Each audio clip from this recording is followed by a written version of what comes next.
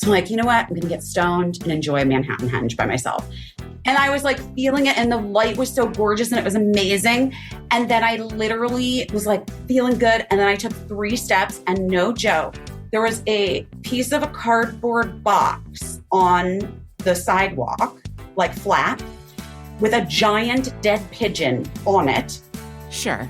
And then in spray paint on the wall, 666, the sign of the deaths. Oh, God. I don't know what I'm doing, but I'm doing my best. Okay, don't be mad at me. What? What would I be Like- mad at you for? Well, not mad. But with all the kerfuffle. First of all, happy birthday. Thank you. Guys, it's Caissie's birthday. In case you didn't know, I'm telling you now. It was yesterday. If you're listening today, if Right. you're here with us right now, I don't know how that's possible, but you're a spy. And then it is. The first person to wish me happy birthday was the security agent at the gate at the airport last night. He was very stone-faced. He looked at my ID. He made me pull my mask down. And then I moved on to like the TSA scanning portion. And then he just called after in his stone-faced voice, "Happy birthday tomorrow, by the way." And I was like, "Oh, that's so nice." I but love also, him. but Thanks. he didn't waste a smile on me, but I appreciated the birthday greeting. He couldn't be bothered. And then the second person to wish me happy birthday was Tina Fey. Texted me this morning very early, and that made my day already. Wow. Day made. Yeah. That's nice. I Wait, when is know. her show in Atlantic City? I wanted to go to it. Her and that's Amy a good Poehler. question. Yeah, I need to look. Yeah. I don't know what the fuck I'm doing. I don't know what I'm doing with my traveling. I'm like a mess. I'm a mess. You're a mess. It's Gemini season. It is Gemini season, the season that we're in. There's a full moon this week. Yeah. Okay, this is what I was going to say. Guys, we started the podcast with our interview of today's guest, Samantha Irby, the author, extraordinaire writer. She's written television as well. Her new book just came out. What's her new book called? I'm blanking right Her now. new book is called Quietly Hostile. Oh, right. Quietly Hostile, which it's already a bestseller. If you don't have it, it's a perfect book to pick up for the summer reading season. Yes. And it's also in paperback, so it travels easily. Anyway, but before, so we did the interview first, and then now we're doing this part of the podcast. And we'll put the interview later. As we do. But I had to tell Caissie that there was like a whole kerfuffle when we first started of before Samantha got on. Yeah. Of sound issues on your end because of, I think, just getting your stuff back set up. Yeah. Post-travel. Yeah. I forgot to hit record until like halfway through my Samantha interview. Well, we'll do okay.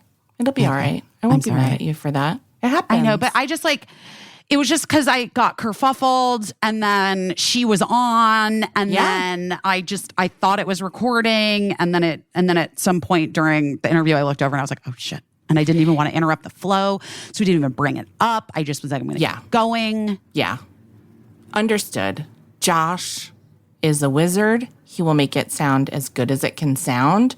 But also, here's what I know about our podcast listeners, because we have apologized for the sound quality of things that we've put out a number of times because something happened, a track got destroyed, or we forgot to hit record, or like batteries died or something.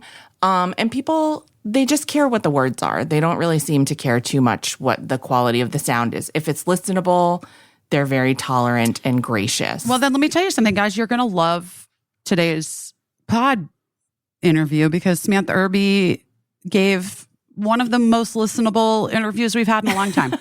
She's so delightful. I just love her so much. I've known her a long time as like an internet friend, and she's friends with a lot of friends that I have. And I said this in the interview, but I just cheer for her so much because every success she has, I feel like is so well deserved. And she just makes me laugh. There's like, what, I'm not even going to try to try to embroider it than saying she just makes me laugh consistently. She's fantastic.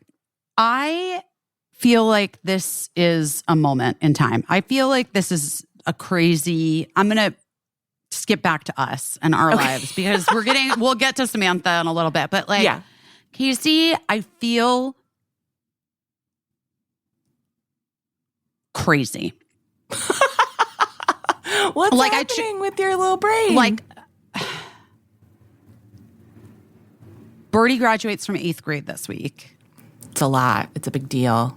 Oh, no. Oh, no. Oh, no. I wasn't even playing. This is not, I feel great. I'm not hormonally going to cry because, you know me, ovulating mid-size, like full moon ovulation. Right. That's the kind of cycle I'm on. But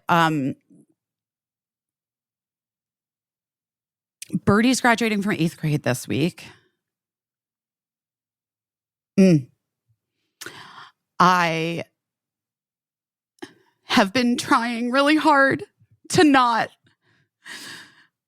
I've been saying to people when we talk about the boarding school thing and like,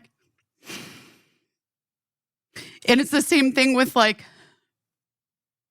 waiting for test results for medical things where I'm like, there's no sense in me projecting what it's going to be or what it's going to feel like because how do I know until I'm in that moment? And so to spend any amount of time pre-grieving a thing that I don't know how it's going to feel in the moment seems like a not great use of my energies.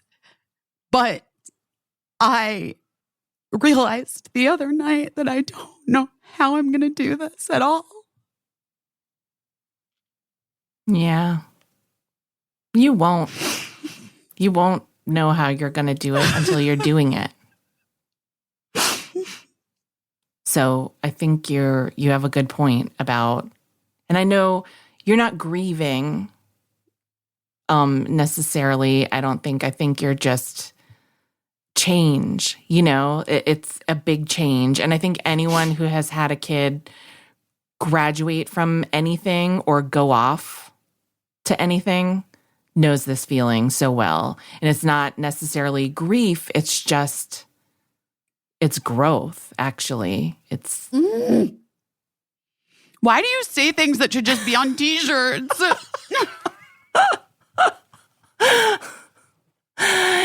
But it does feel a little bit like grief, because it's so hard, right? Like I always say about Matt, like he's known me since I was 18 and I've been like 7 different women since he's known me.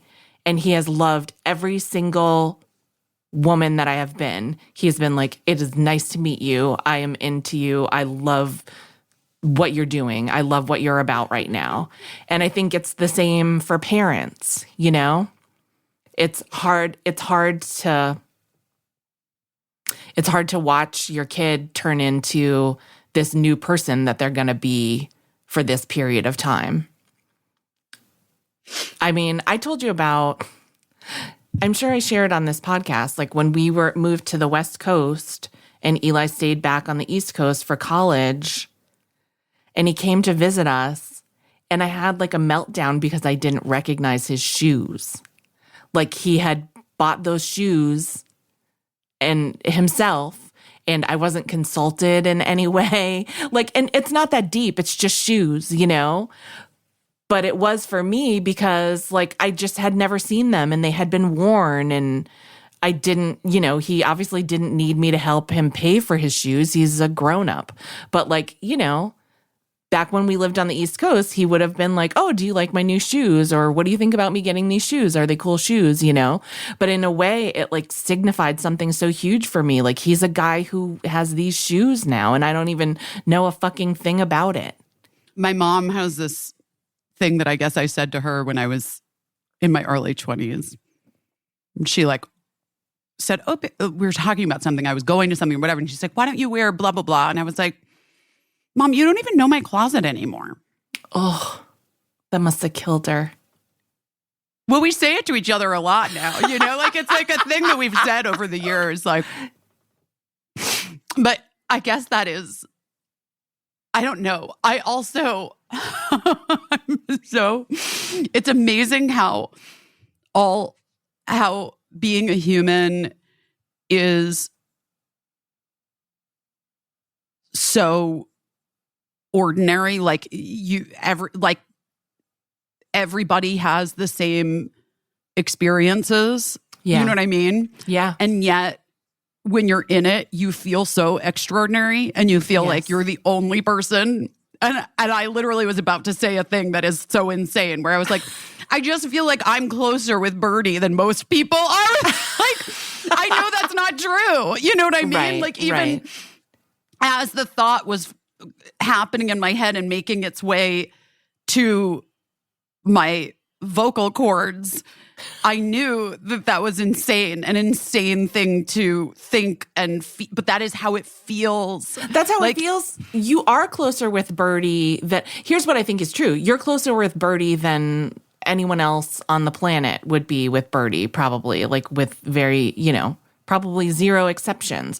We all feel like we have these unique close relationships. We know this person better than anyone knows them, and it gets a little dicey when a kid gets to the age where they're figuring out who they are as a person and maybe changing who they are as a person a little bit, and then you don't know them so much, and so you're waiting. You're like in this waiting stage to see like who they're going to become. For me, and this is super unique, but like I know at the time when Eli was like graduating from 8th grade and then going on to graduate from high school, I remember my mother-in-law saying like, isn't it so emotional? Aren't you so sad? And I totally got where she was coming from. And I certainly saw the moms around me in particular, all parents, but moms in particular, feeling that way, like feeling a little like melancholy and nostalgic. But for me, because of everything Eli had been through, I was so happy that he was there. Well, that's also a huge piece of it. I told Mark, this is funny, because this is like exactly along these lines. Yeah.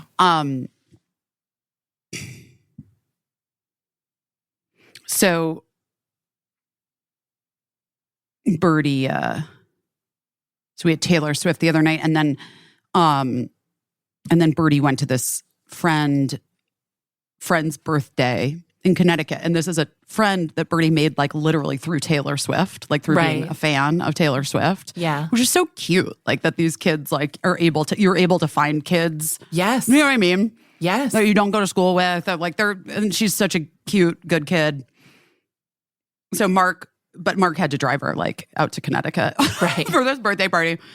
And we were texting yesterday and I wrote, Birdie's having a blast, by the way. And he wrote back, she hasn't responded to me. And I said, oh, they all FaceTimed me because there's a boy there who at the party who loves Girls 5 Eva. It's his favorite show. Uh-huh. And Mark wrote, that's so cute. And I said, she seemed so proud. And then he wrote, she's doing okay. And I wrote, I think she does really know she's getting out. And then he wrote, she has so many more moments of joy now. And I said, she does. She really does. And he wrote, that's all you can kind of do. You can't ever make the other stuff go away. Right. And I said, no, I know. Are you telling me or are you telling her? And he said, I'm telling everyone it's part of my seminar.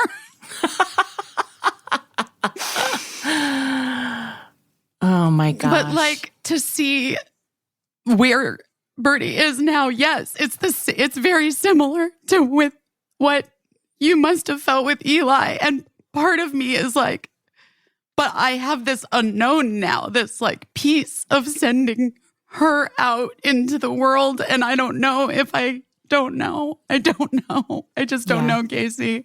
I know. You will not know. And you will not even know for the first little while that it's happening. You won't know what you're doing at all. You just won't. But you will figure it out. And you will adapt, and you will probably even, I know you can't believe this, but you'll probably even feel thrilled sometimes, because you will think like, you'll go to like ask her if she wants a snack or something, and she won't be there because she'll be away at school. And instead of being sad that one time, you will feel thrilled in your soul that she's getting to do this incredible thing. And then you'll probably feel guilty for feeling thrilled about it. But, you know, you can't predict how it's going to go. But I'm saying, like, I'm optimistic, you know? I'm optimistic that it's going to go great, and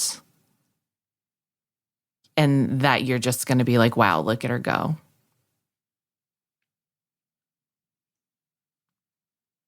But I also know it seems unbelievable. We'll see. And I know that like leading up to it is just like, well, it's the same fucking thing as the nodule in my throat, right? Like, yeah, doing the ablation. Right. Like, could be cancer, but I'm going to choose this like thing that I'm going to do. Right. You know, I'm betting that it's going to go well. I'm putting money on that it's going to go great. You might as well, right? Like, this is what I've learned so late in my life. And oh my God, why couldn't I have learned this when I was 7 or 15 or 30 or 40? I'm learning so late that when you don't know, might as well bet on it's going to go well. I'm able to do that in so many ways. Do you know what I mean? I love that. I think it's so great. I am not that person, and I'm just becoming no shit, Caissie. I'm just becoming That's always that been my whole thing with you. I'm like, I know. Let's bet on twins. You know that expression that Emily's dad used to say to us? No. What did he say? I think Emily, Emily's probably not listening to this podcast, but we'll have to ask her if it was specifically about me or if it was about somebody else. But he was like, Busy's the kind of person that doesn't just count her chickens before they hatch. She bets on twins. Oh my gosh, I love that. Which is like kind of true. I do bet on twins. I'm like, not only is it going to be great, it's going to be better than great. But also, like, here's why being like that is such a smart choice. Because, like, A, look how far it's gotten you. I think, you know, we can all agree that your life is good and you're doing good things with it. But also, B, even if you can't guarantee what the outcome is, you've spent so much time, like, enjoying the anticipation of something. Mm-hmm. Mm-hmm. And, you know, instead of like, that's a good chunk of your life. Like, waiting for things is a good chunk of your life. And if people can wait in an anticipatory way and an excited way, instead of like a pessimistic way and a concerned or anxious way, then that's just like a nicer way to spend time. And I know that that's like not always possible for people. Right. I don't think it has been possible for me in my life. I think it's possible now. I'm not going to give 100% credit to mushrooms, but maybe it's mushrooms, you know? Maybe. So, like, I don't know, but I don't know what allows me to, Speaking of like, which. Uh-oh. Yes. This story I know, but please. Are people going to come for me? Well, I mean, it's an accident. Accidents happen. If people want to come for you. I know, but I'm generally speaking so good about, because I have kids, like, I don't even like keep mushroom chocolate like at the kid's house. Yeah. Truly. Like it's only over here. Wild grain. Everybody loves the wild grain. Guys, It's true. I think I just did it. I did it. You know what? There's nothing quite like the smell of fresh bread. That's what I was going to say. The smell of fresh baked bread. But you know what else there's nothing like? When your kid tells you at 10:15 p.m. that they're starving and they need pasta ASAP, and you're like, oh my God. But then you remember that you have wild green frozen pasta in your freezer and it only takes like 4 minutes to cook. And you're like, no worries, I got you, girl. And then they're like, you're a hero, Mom. And then I'm like, it's just the best tasting fettuccine of all time. So enjoy that. So good. Everything wild grain. I'm cuckoo for the croissants. I mean, the croissants are nothing to sneeze at, Caissie. Right. And I don't sneeze, which is so great.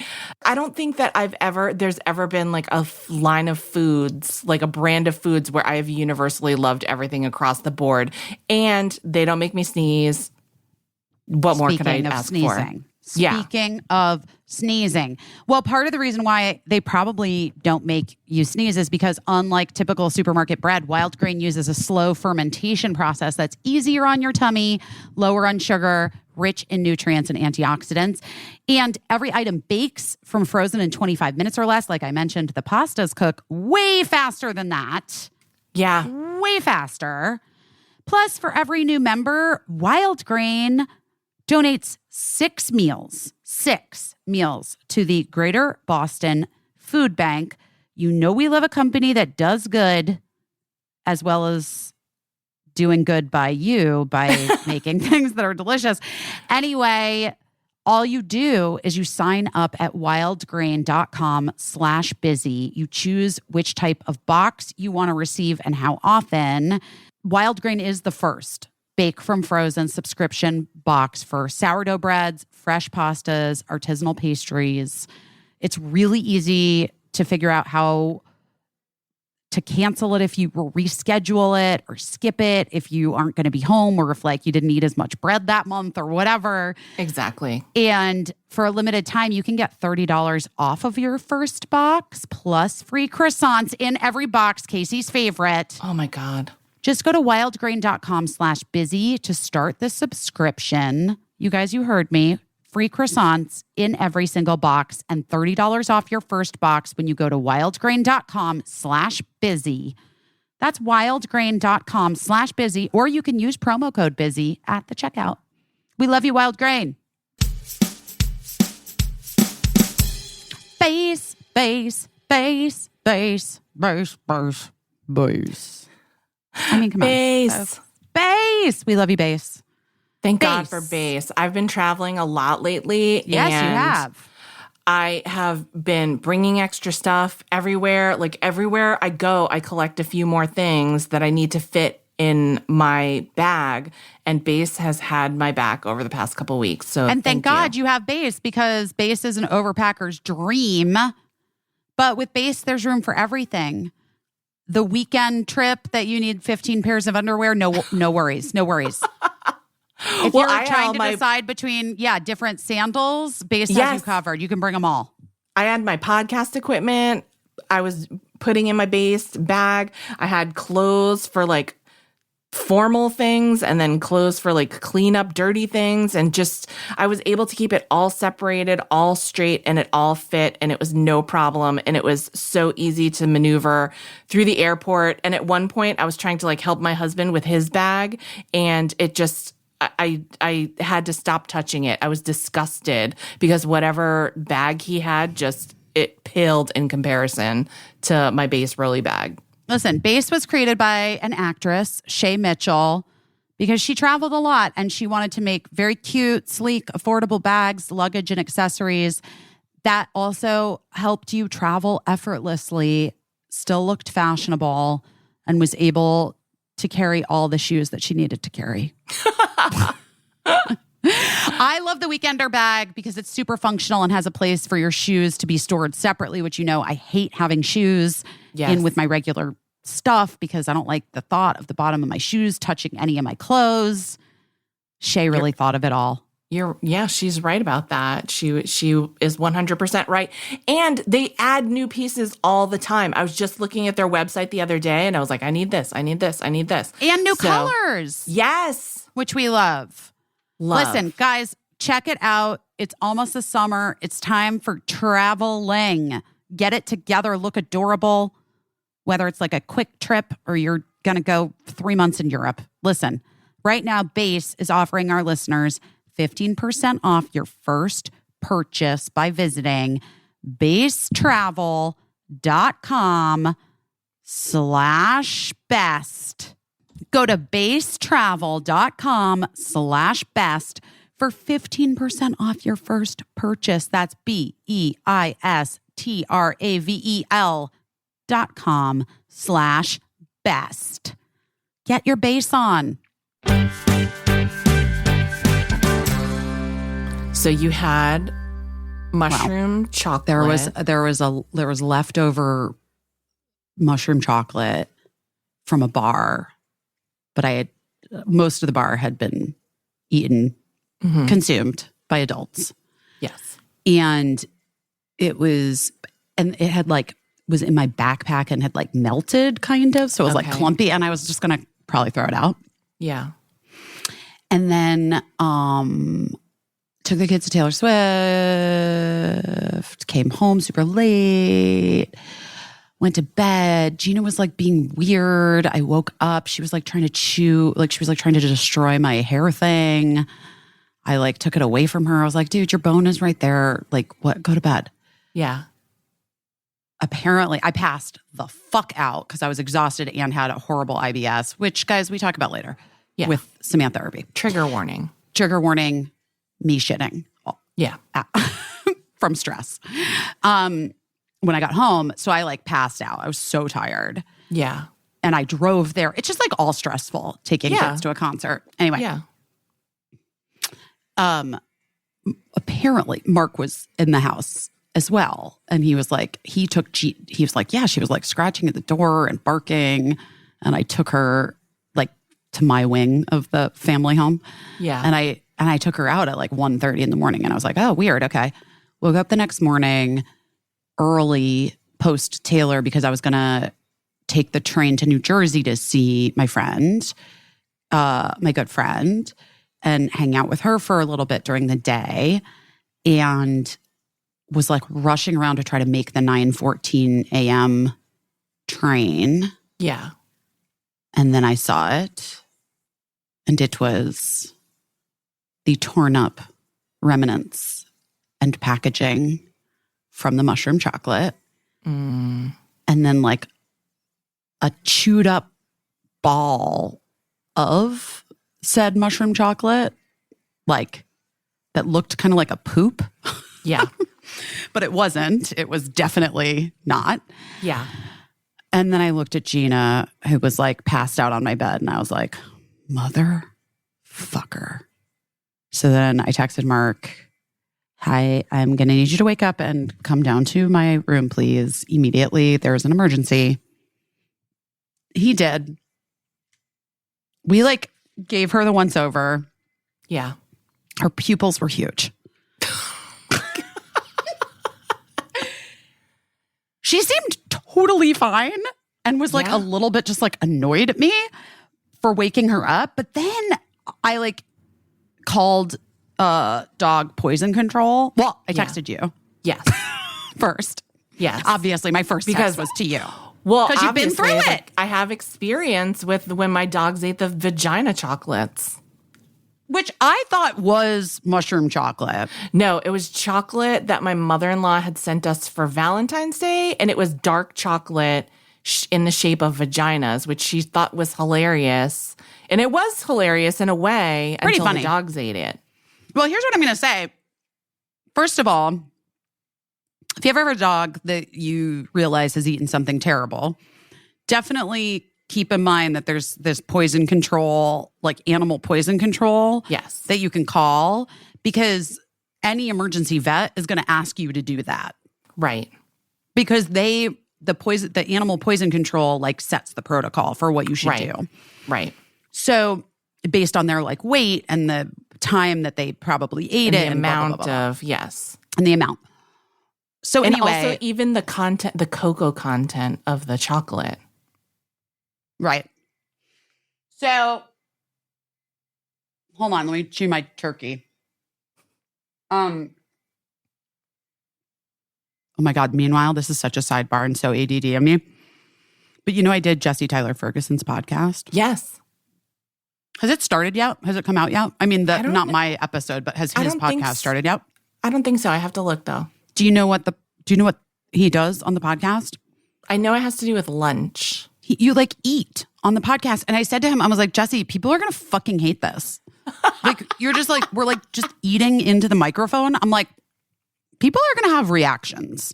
Well, here's what I will say is that, like, if that's the whole thing of it, like, there might be certain type of people that love it and they're here for it. But I think people get upset when we spring eating on them, maybe. I don't know. Well, I'm sorry I'm housing some Swiss cheese and some turkey, guys. It's okay. 3:15. I got to eat. Yeah. Anyway, back to Gina. So we're doing our own, but like, of course, I was really bummed because I really wanted to go see my friend because she was starting another treatment today and I wanted to like see her before that, like just to, you know, have some laughs or whatever. Yeah. And I was just like, this motherfucker. And can I tell you my real feeling is that Gina saw all the girls, all the human daughters, and my friend Joanne and her daughter Olivia and Bevan, Birdie's best, leave the house and go have a wonderful night. She's stuck home with Mark watching fucking basketball or whatever. And then we all come home and we had the best time. And she was like, let's play. And we were like, we're going to bed. We're exhausted. Right. And she was fucking mad at me. She was mad. And she went into the deepest part of my closet where I didn't even realize that our wonderful cleaning lady had put my backpack and my other bag, my base bag. Right. And took out and like rooted into it and got that thing and tore it apart. Right. Anyway, called poison control, found a emergency vet that was not far from home, got Gina in the car, on the phone with poison control. The woman was so nice on the phone. Oh, good. She also was like, for the amount of chocolate that Gina ate, well, and then we determined like she probably ate it at 1 a.m. Right. Like right before Mark got her balls. She had been tripping all night, man. Yeah. And slept through most of it, you know? Good for her. Yeah. But because once we determined that like it didn't I woke up pretty early in the morning and there was no way it happened in the morning. Like moments before. Yeah, like I saw it as soon as I like came back out, you know, like of the bathroom. It just would have not been possible. She would have been in the action of it. Right. So anyway, at that point, they're like a little bit like the vet just needs to like check out her vitals and everything. But based on her weight, the amount of chocolate that I think was left and like, and then the mushrooms on top of it, they're like, she's like, it's too late to pump her stomach or to like make her no, they don't pump their stomach. They make them throw up. Yeah. It's like too late to make her throw up. It's not going to do anything. She probably tripped most of the night. She's probably going to be just like a little weird today, but you just go get her vitals checked to make sure her heart's good and that she sounds all right. But luckily there's like no known toxicity for like any organ or anything like that. Like it's fine. Like it's actually okay. Yeah. It just is scary, obviously. Right. I felt like a terrible mother. It's very stressful. I had to have diarrhea at the vet. Yeah. Too.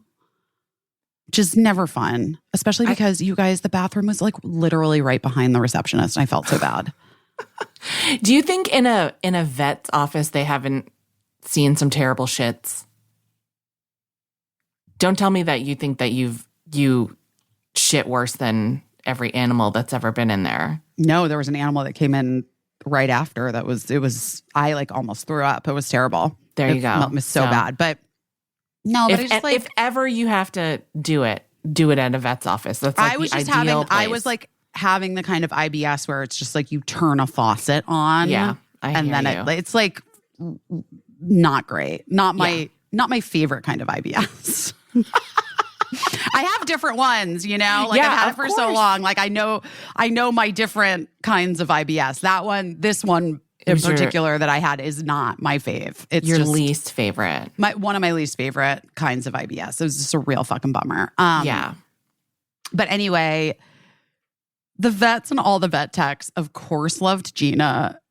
She was like so friendly and cute, and like she was truly fine. She had undergone a complete ego death. I think she healed some trauma. I'm not gonna lie. I think And she now healed some she's trauma. like very zen and philosophical. She was being so funny last night too. God. Like her person, like just everything yesterday. She went through so many stages yesterday. Oh my gosh. Obviously, I couldn't go to New Jersey to see my friend. Right. I like had to be there with Gina the whole day. Right. I told Birdie that she had gotten some weed gummies because I didn't want Birdie, listen, guys. You don't want to introduce a new concept to. No, I'm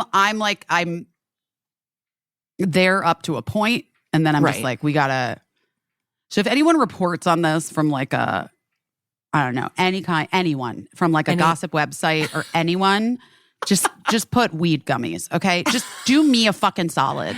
We've done what I mean? much for you. I have done so much for you. This is what I'm saying. I've provided content, like constant content. I'm just saying, do me a fucking solid and just say weed gummies. And maybe I should have told the story this way. And maybe, I don't know. Maybe this is where I'm too honest. But like, just help a sister out. I am just trying to parent to the best of my abilities. And anyway, so I did tell Birdie that she had gotten into my weed gummies. Because Birdie knows I have weed gummies for sleep and stuff. She doesn't know about the mushrooms for healing trauma. But someday she will. It's just not yet. You know what I mean, guys? Exactly. All right. So anyway, Gina was just so fucking funny. So funny. And was like kind of cracking me up. And then our babysitter who's obsessed with Gina Quinn, of course, because I collect people. There was something happening in her apartment that's been happening. She can't use her bathroom, and there was whatever. Yeah. So she had already. Oh, and she had asked me. She babysat for us a couple nights ago, and was like, "Do you think you could get me a Phoebe Bridgers t-shirt at the concert?" And I was like, "Yes, of course, Gwen. I'll get you a Phoebe Bridgers shirt." So she had texted in the morning like, "I hope the concert was great." And I was like, "I got your shirt. You can come over whenever. I'm not going to New Jersey today because of the situation with Gina." And she was like, "Oh my God.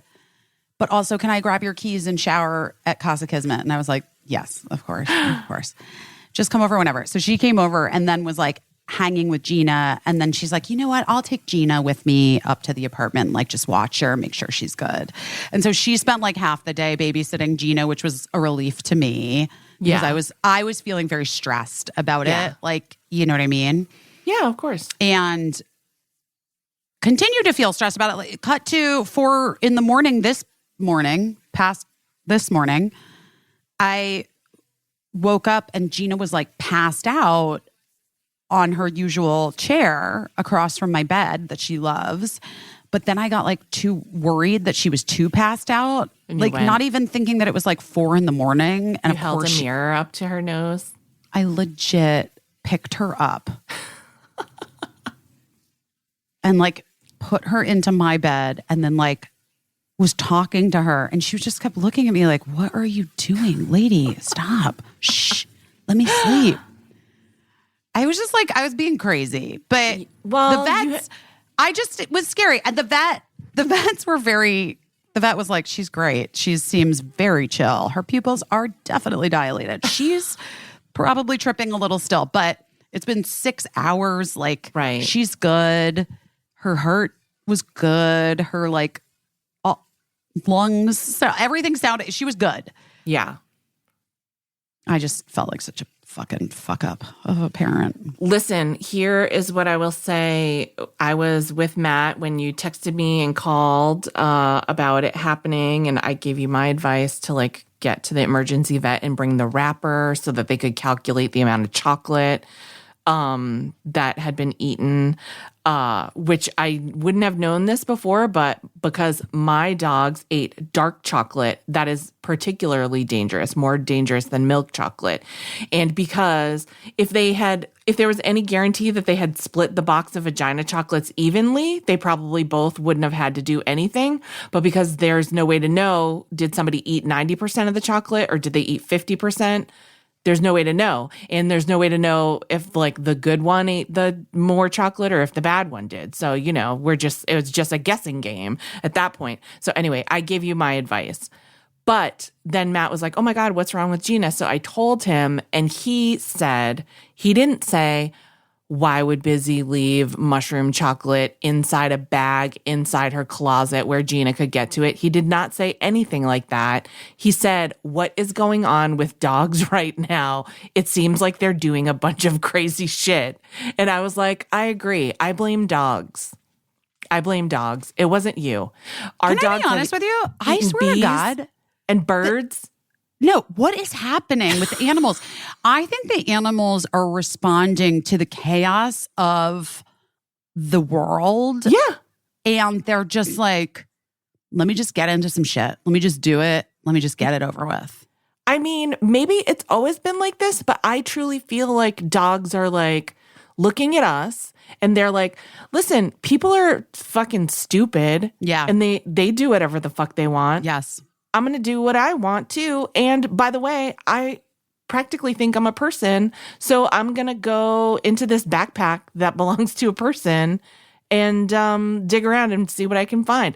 Like, I think that dogs are just like, I consider myself nearly a person, and therefore I'm going to do shit as stupid as a person does. Also, I think that Gina genuinely was pissed that she didn't go to Taylor Swift. Yeah, I'm sure. She was lashing out. Because she thinks she's a person who deserved to go to Taylor Swift. Well, 100%. Also, she loves Taylor Swift. You know, she gets really like melancholy when Taylor Swift is playing, and then she like mopes around and stuff. So she's, I don't know what was going on. She was taking it hard and she acted out. I'm like so grateful for Matt's perspective on this, because now that you say that, I'm like on board. I'm releasing myself of the responsibility for that. Like, just because the dogs are on one. Dogs are on one right now. They really are. And it's like, I mean, it truly could happen to anyone, because like I take preventative, like I consider myself a real dog helicopter mom. And it's not about like, I'm not being overprotective of the dogs. It's just that they're so stupid and they just try to do stupid shit all the time. I'm just trying not to go to the emergency vet. You know what I mean? And yet somehow they get past the gate, locking them out of like where chocolate is kept. Somehow they leap up and catch a friggin' bird. Like, I don't know. I mean, that's on them. You know, like the same as like when you follow around your kids saying, be careful, don't do that, don't do that. And like I would always say to my kids, like they would be like, I'm not going to fall off this wall and break my arm. And I'm like, they call it an accident because you don't expect it to happen. Totally. But like dogs, I feel like aren't even having accidents. They're like intentionally doing crazy shit. Yeah, I do. I feel that way too. So that was my drama. That's very dramatic. I'm so glad we were worried about Gina. Dramatic. Yeah. But she was fine. I mean, good Lord.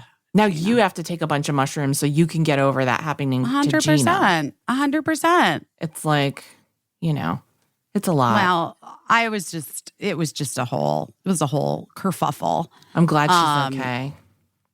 Me too, obviously. Obviously, I sobbed and was just like, I can't believe this person, aka dog, in a dog suit. This person in a dog suit is like, girlfriend, what are you doing? Get it together, anyway, dog. Get it together. I have a lockbox. I'm just getting it I'm just going to get it out of the basement. Yeah. Just in case I ever have things. Like, I'm aware when things are in my bag that I like bring home from Casa Kismet, you know, like be it weed or Right. or mushrooms. That's it. Those by the way, guys, Those are that's the it. only- That's yeah. the extent of it. Yeah. Never in my life done cocaine. Just some plants and funguses.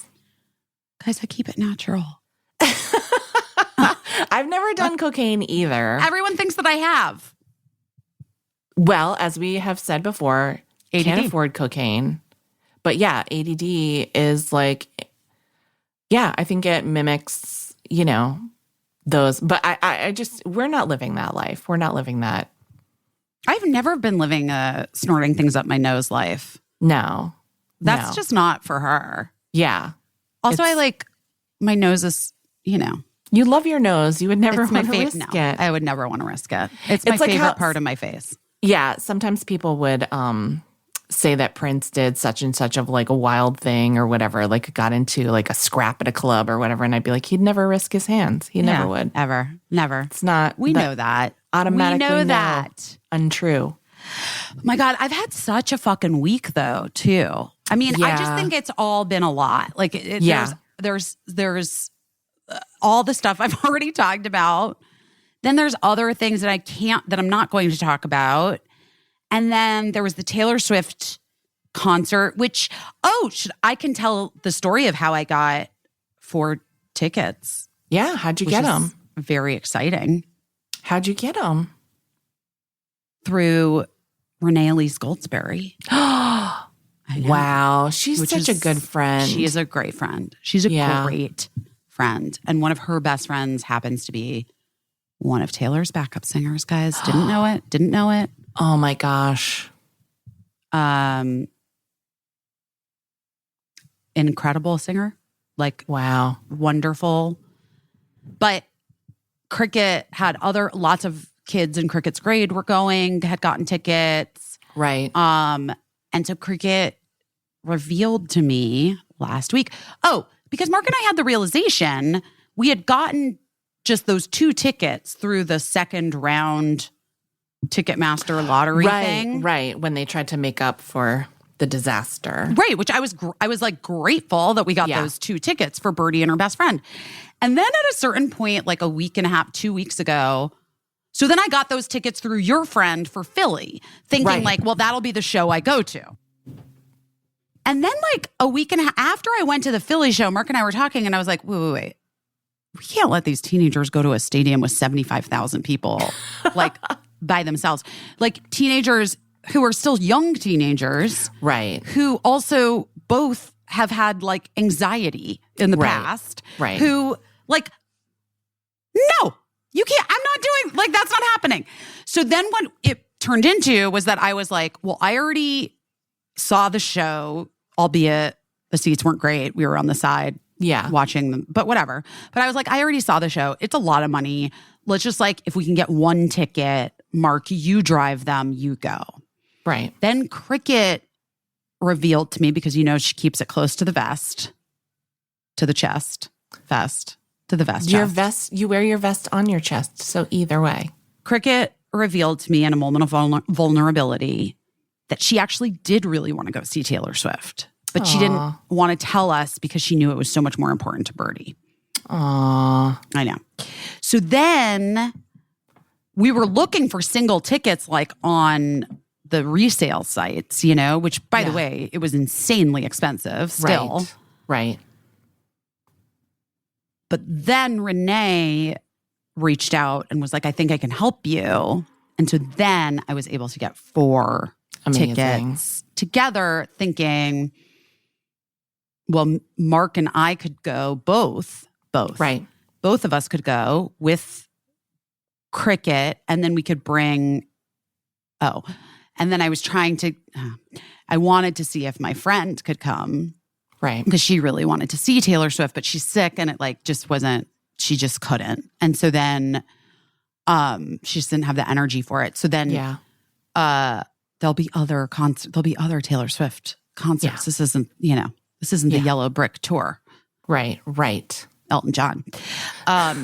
This is what I told Lou Barlow and Adele Barlow's little girl because she wanted to go see Taylor Swift. And I remember. Yeah. Yeah. And I was saying, this won't be the last time. She'll be coming around. You'll see her a million times. Let me tell you something. I think 10 was too young.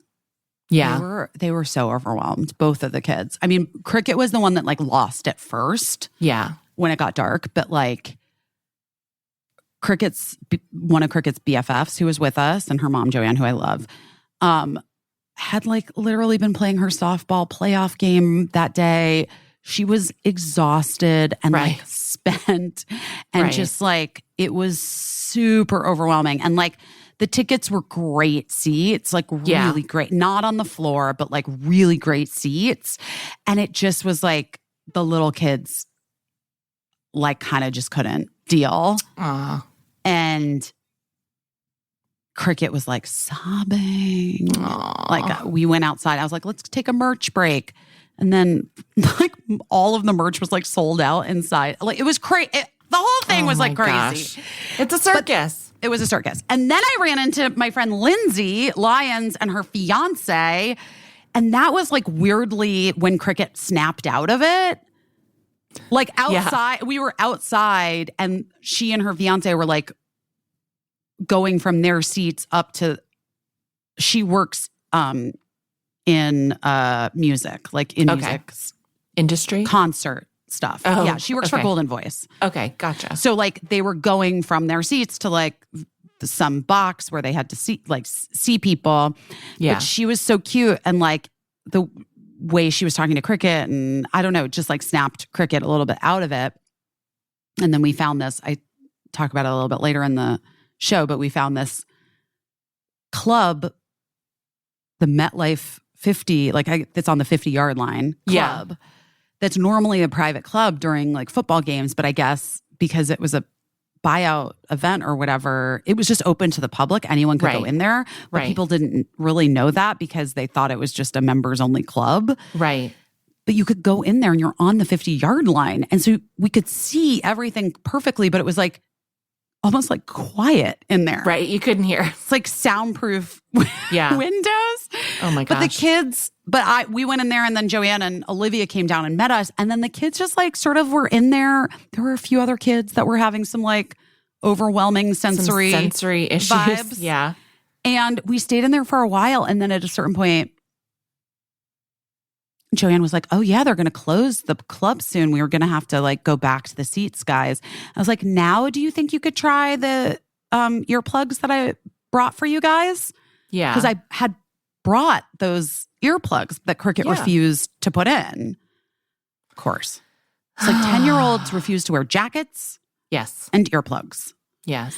Anyway, but they both put the earplugs in. We went back to the seats and then they had the time of their lives. Great. Good. Oh, it's a lot. Taylor Swift was a lot. Right into mushroom chocolate gate. Weed gummy gate. Oh my God. Meanwhile. No, I was just going to say I got tickets for Lincoln to go his dream concert. He's going to see Bruce Springsteen. Where is Bruce now? What's happening? Bruce He's like, I've seen him. He's in Europe now, right? I think. Yeah. But I got tickets for Lincoln's birthday, which was like at the beginning of the month, but the show isn't until December. And so watching my husband lobby to be his +1 for the show is going to be my entertainment for the next several months. Is it at Dodger Stadium? No, it's at the Forum in Inglewood. Oh yeah, everything's there now, right? Yeah. I forgot because I redid it. I just love that it's clear. It's clear to me now that my husband also desperately wants to see Bruce Springsteen.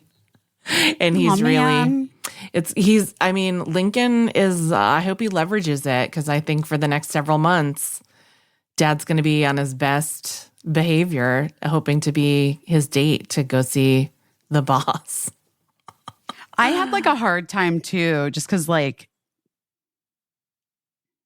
I could creepily spy on Bertie and Bevan from our seats. Yeah. I was able to kind of like pick where we would be for the seats because it was like their friends and family seats, like through Renee's dear friend. Yeah. So I picked the side where I was like, oh, I can see the floor where I know the girls are where we have those tickets, you know, so I know that I'm going to be able to see the girls. Right. And I was really sad not to be with Birdie. Aww. I feel like we've been to so many concerts together. Yeah. But also like just how your brain does those tricks where you like romanticize things. Like I've been miserable at so many concerts with Birdie. Right. Like where I'm literally like plotting my own like leaving the family and never coming back. Right. In my head because you're going to get on the tour bus and I'm like, yeah, because I'm just like, oh, this is I don't want to be a mom anymore. Like I fucking hate this because Birdie's been so like mean to me or whatever at a concert, you know? Yeah. But then here I am and I'm like up high looking down at Birdie and her friend enjoying Phoebe Bridgers. And I just started like sobbing because I wasn't there for Birdie to be mean to. Right. For like, mom, shut the fuck up. Oh my I just God. was like, I've had a lot of feelings about parenthood in the last 48 hours. Yeah, you're going through it. I mean, listen, like everybody has to like loosen the apron strings at some point. And so it's a unique situation where you'll be like watching from above at a vantage point. So of course that would make like some feelings kick in. Like usually, you know, you're dropping your kid off at like a basketball game or whatever at school and you drive off and you don't get to really watch it. But I can imagine like watching your kid be independent is both beautiful and also like a little melancholy feeling, even if the melancholy is based on like some fantasy that would never happen in a million years. Right, because like if we were together, I can only imagine that like everything I would have done would have been mostly annoying unless like it was like the exact right thing in the exact right moment. You know what I mean? Like, yeah, I understand that I was like, but that also was like a glimpse of what the next school year is going to be like for me a little bit, which is like there's going to be a certain romanticism of what high school would be like having Birdie in like my home every day as opposed to like in boarding school. And I, to be clear, think that this is the exact right decision in this moment for Birdie to try out and see. Yeah. And maybe it's like the whole high school ends up being in boarding school and maybe it doesn't. But regardless, I do believe that this is like exactly right for her to do this way. Right. It's just a lot of thoughts, feelings, and emotions. I know. It is. I mean, well, listen, like all those firsts, getting a driver's license or getting a first job or anything, it's all, you know, and I think also because of the past couple of years where we just weren't even sure like what those firsts were going to be anymore.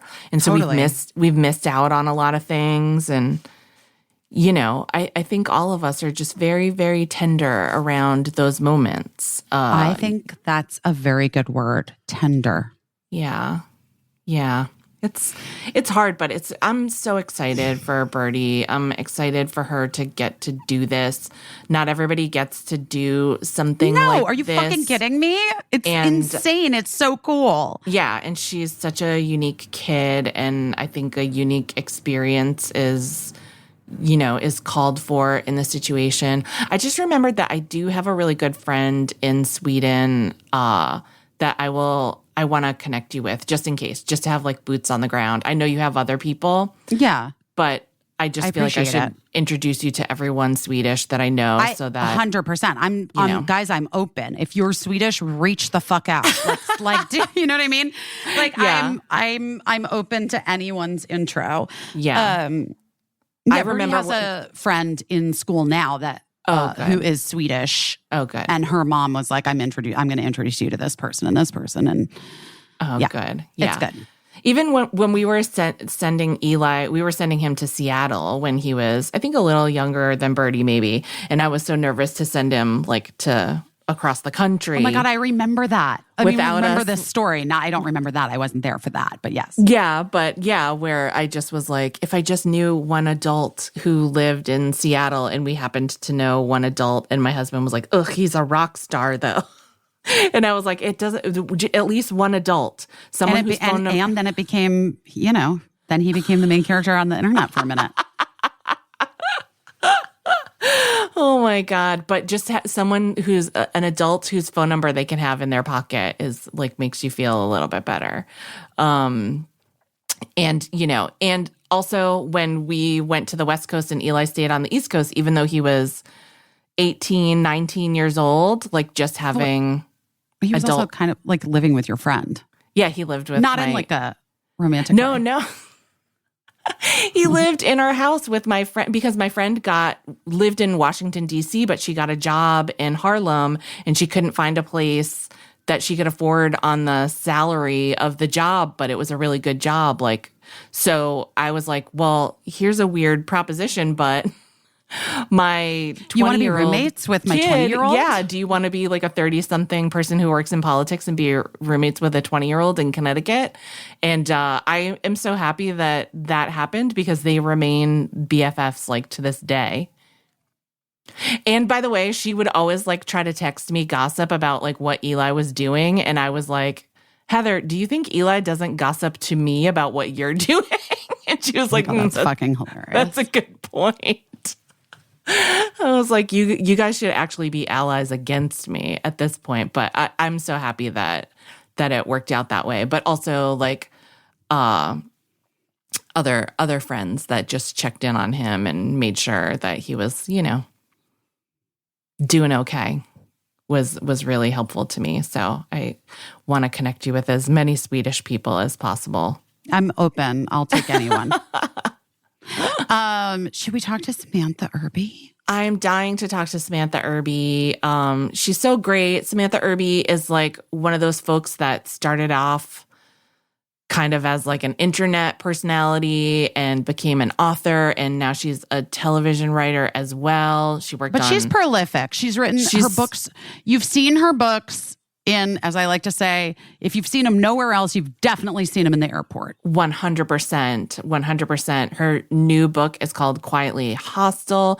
She's also worked on and Just Like That, the Sex and the City show, and Shrill, the Lindy West show that I know a lot of you have watched and loved. And she's just amazing. And I've known her for a really long time on the internet. We've been internet friends, and our chat was just truly delightful, and I hope you guys enjoy it.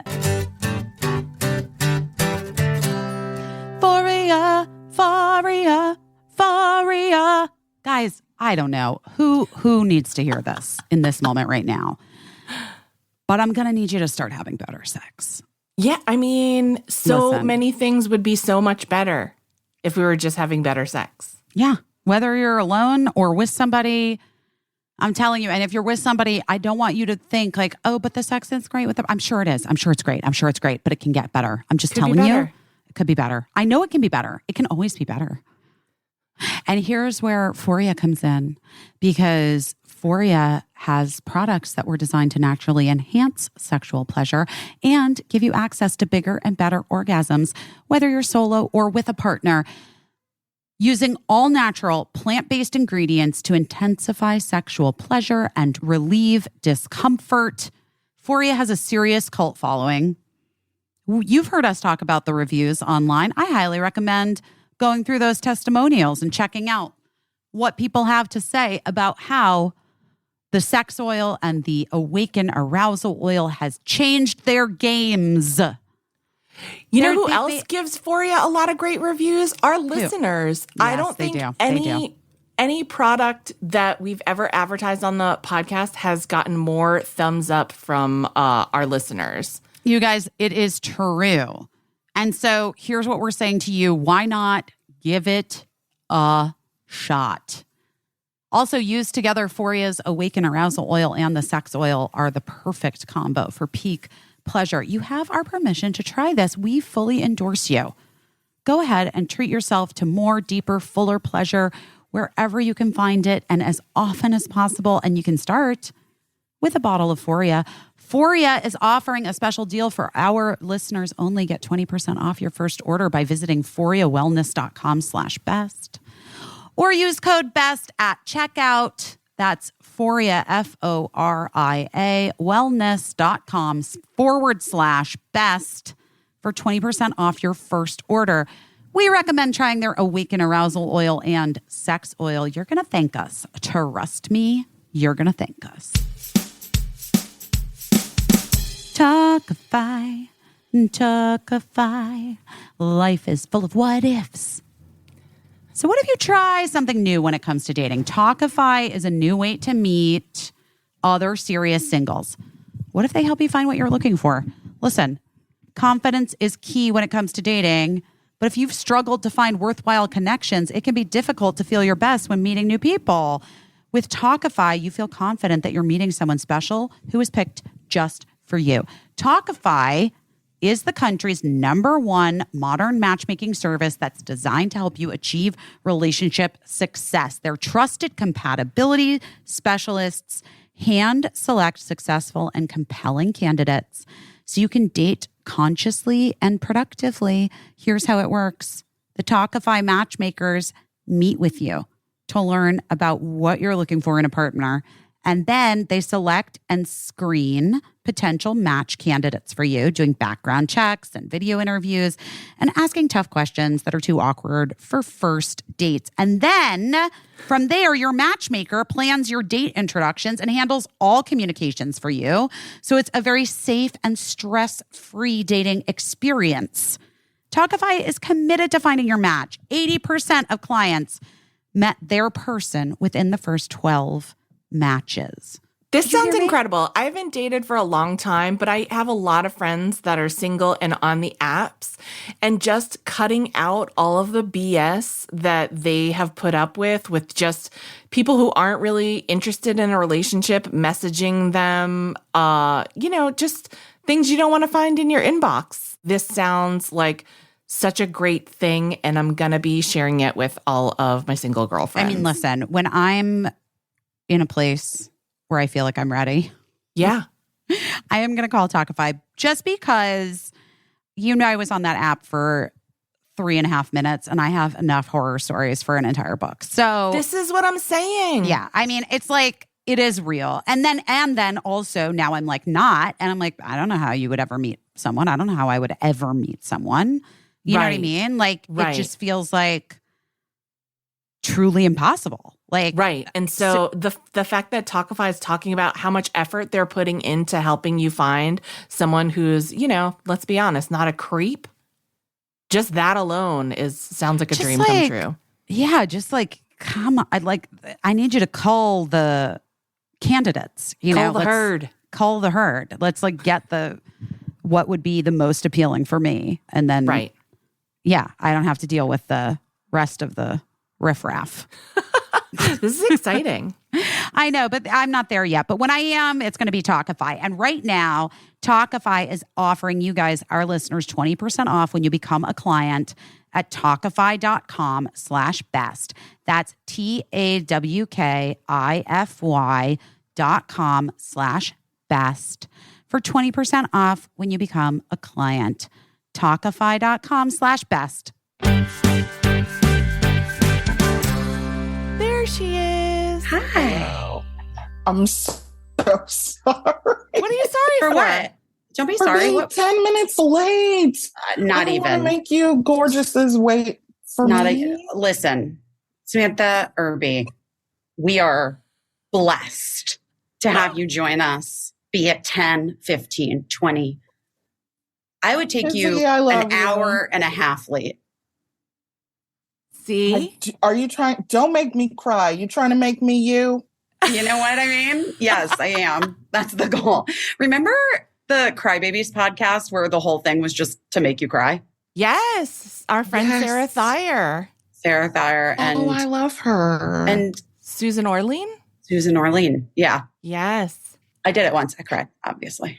I never did the podcast, but I did go see a Broadway show with Sarah Thayer. And the woman in front of us turned around and she was like, "Oh my God, are you the crybabies lady?" Just from her voice. Really? Yeah. And I was like, A distinct voice. Yeah. So spooky. If someone recognized me from my voice, I would be like, "Oh, I'm so sorry." Why do you know it that well? I have to I tell you, feel like people I have would recognized me recognize from your- my voice. Yes, Yeah. I was going to say, I would recognize your voice, Samantha. Yeah, but then I'd be like, I'd feel bad for you for knowing it so well that you heard it without like vomiting. Oh my God. Okay. So for those of you who don't know, I know everybody does know, but Samantha, I always explain just in case for like the one person that's like, I don't know Samantha Irby. Samantha Irby is, well, actually my husband and I were just talking about it this morning. We were kind of like, she's like our Irma Bombeck for our time. You know Oh my what? God. Wait. I love that. That's so true. I think that's a really good descriptor. That's maybe like the nicest thing anyone has ever said to me. Oh my gosh. I think it's kind of true. Samantha Irby is a writer. She's a television writer, but also she has many, many books, including her latest book, which is boom, bestseller. Yeah. New York Times immediately. bestseller. But It's called it's called Quietly Hostile. Quietly Hostile. Mhm. And you'll want to get the whole set of books, honestly, because they look so cute together on your They shelf. really do. They really do. Like, We are never meeting in real life. Wow, no thank you. Meaty. Guys, get them Also- all. get them all. Also, They're I just- paperbacks. They're very cheap. Wait, I love that you released paperbacks. Was that a conscious choice or what's the story? Because you know how I first bought one of your books was The Best Place, an airport. In an airport. I do love to walk by Hudson News and see one of my little dumb animals poking out. That does make me very happy. So it was sort of an accident that I fully believe in now. The best offer when I first got an agent. So Meaty came out originally on this indie publisher, no money, no royalties. It was just we'll print out a bunch of your stuff and make it look like a book. And that's what you get. And I was like, oh, great. But when I got an agent and we started to sell a book for real, the best offer was from Vintage, which only does paperbacks. And I was cool.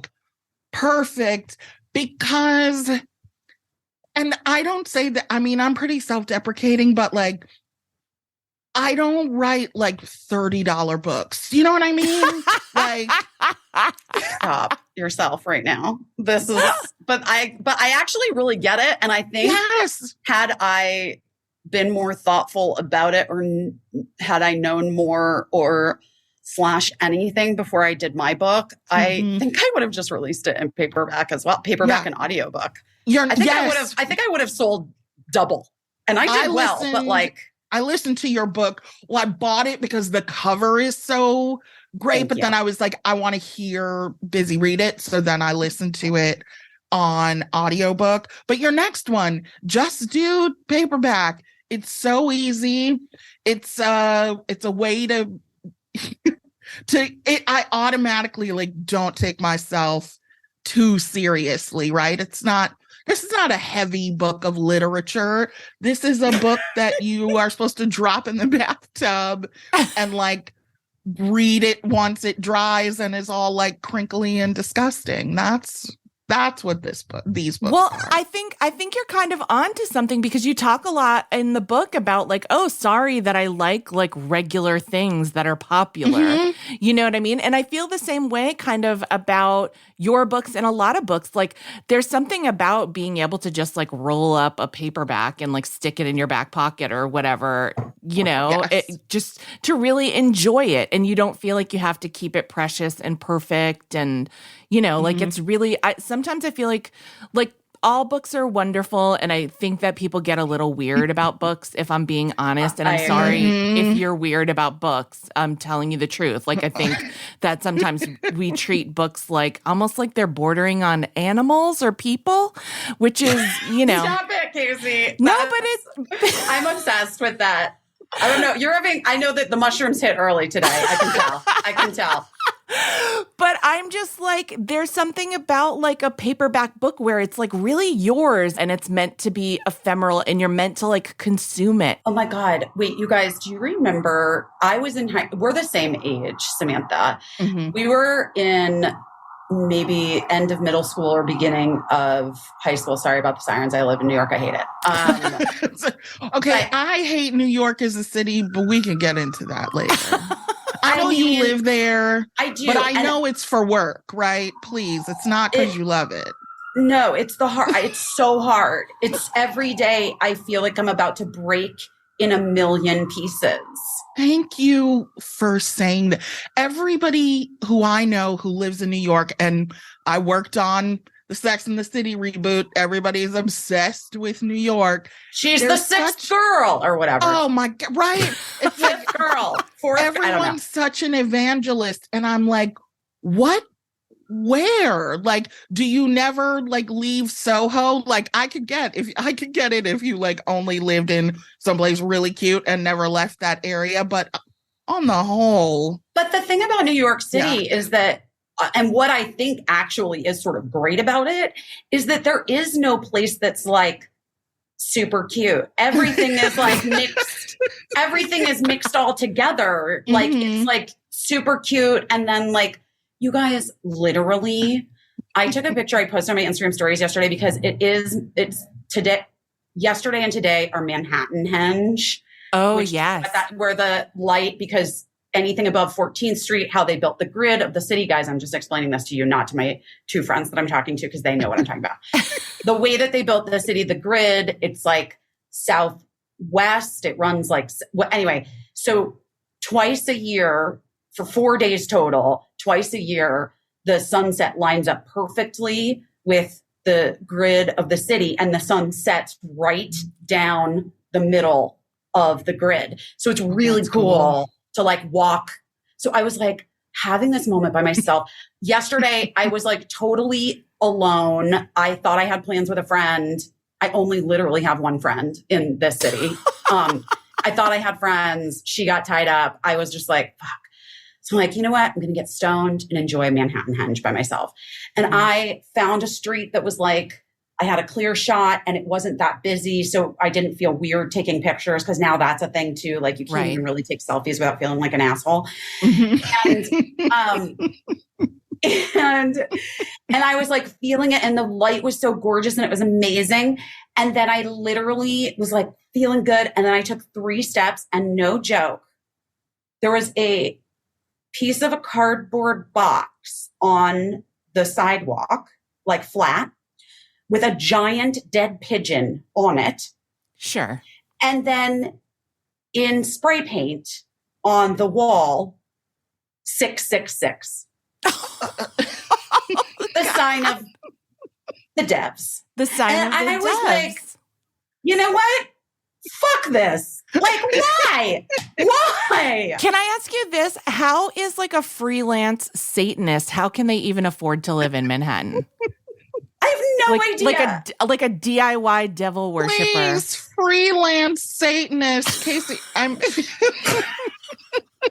But I also was just like, was this like an opportunistic Satanist? Was this a pigeon? Yeah, they just found roadkill That and they were like, you know what? Yes. Let me brand it for the devil. Because there are a lot of buildings around where I am that are a lot of glass and like new Oh my God. buildings. Mm. And so you can imagine that it was an accidental pigeon death. But then I thought, well, maybe not. Maybe the Satanist killed the pigeon. I don't know. Right. Regardless, that is New York to me and like a perfect encapsulation. Such a nut. Wait, what did you do after that? Because I feel like that would change the trajectory of my day. Yeah. Like, whatever I was going to do next, Mhm. I would not do next. All bets are You off. know what? You know what? I got to be honest. I a little bit was like, do we just disassociate this moment and keep going? And I had been deciding between two different things. And then I was like, you know what? I think I'm just going to go home and order nachos and hang out with my 10-year-old. And I did. And I showed her Co-op, which is from the documentary Now. Have you guys watched that? Yes. No. Oh my gosh. I'm dying to watch it. This one looks. You have to I'm watch going to write it down right now. I will. Documentary Co-op Now. is my favorite Co-op. documentary now ever. Okay. It's so good. It's so mean I'm to writing it Rent, down. right? It's not Rent. It's no, it's what is it parodying? One for a musical cast recording from I think it was a Fosse musical from the 70s. Oh, okay. All right. I just assumed. No, but Gosh. two of my friends, Renee, Elise Goldsberry, and Paula Pell are in Co-op. And Company. It's the parody Company. of Company, right? Gotcha. right. Gotcha. Okay. Of the documentary, the original cast album Company. It's so good. You guys have to watch. You Oh my just have to watch gosh. it. Anyway, I will. Well, you're from Chicago, though, Samantha. I mean, you adore Chicago, but I it's do. people from Chicago fucking love Chicago. It's true. It's Such true. pride. Walk It's us through. because we get left out of like the nice city talk. You know, it's like, well, there's New York, of course, the center of the universe, and then there's Los Angeles, which is so beautiful, and all the beautiful people are there, and then it's like Chicago, you know. like, they eat hot dogs and yell about parking, and it's like, it's nice. We're very nice. People really like if you're from Chicago, it's a real thing. Where are you from in Chicago? I am actually from Evanston, which is just north of Chicago. It's where Sure, Northwestern Northwestern. is. Mhm. Mhm. It's the best place to grow up. Well, it was for me. And I am a suburban person. Like, I feel like you're not supposed to claim that, but I love a parking lot. I love a strip mall. yeah. That is who she is in her soul. Yes. I am full suburb. Like Caissie knows this, our listeners know this. The hardest thing for me in moving to New York City is grocery shopping because I don't understand. And the first How do time you I do went, it? Like, for real, how do you do it? well, terribly is the answer. But like, it's still also like produce is so bad in the city and then everything goes bad. Although I'm like slowly figuring it out. We have an avocado guy now. Okay. In the avocado district, do you have an avocado? No, it's a guy. His name is Dave, and I call him Davocado. And he like has this business where he gets, I don't know. He like gets avocados straight from the source. Jason Mraz. Yes. Jason Mraz is the source of avocados. Is that what you're saying? Is that He owns an avocado farm. I just Does he really? assume that the best avocados come from Jason Mraz. When he picks them, does he put them in his sings hat? to them. Yeah, he sings sexy songs to them, and he puts them in his fedora to ferry them on their way. Okay, well, anyway, I've got the Davocado guy now. I know that what's that place, the like Italian market in Union? No, not Union, in Italy? Yeah, Italy.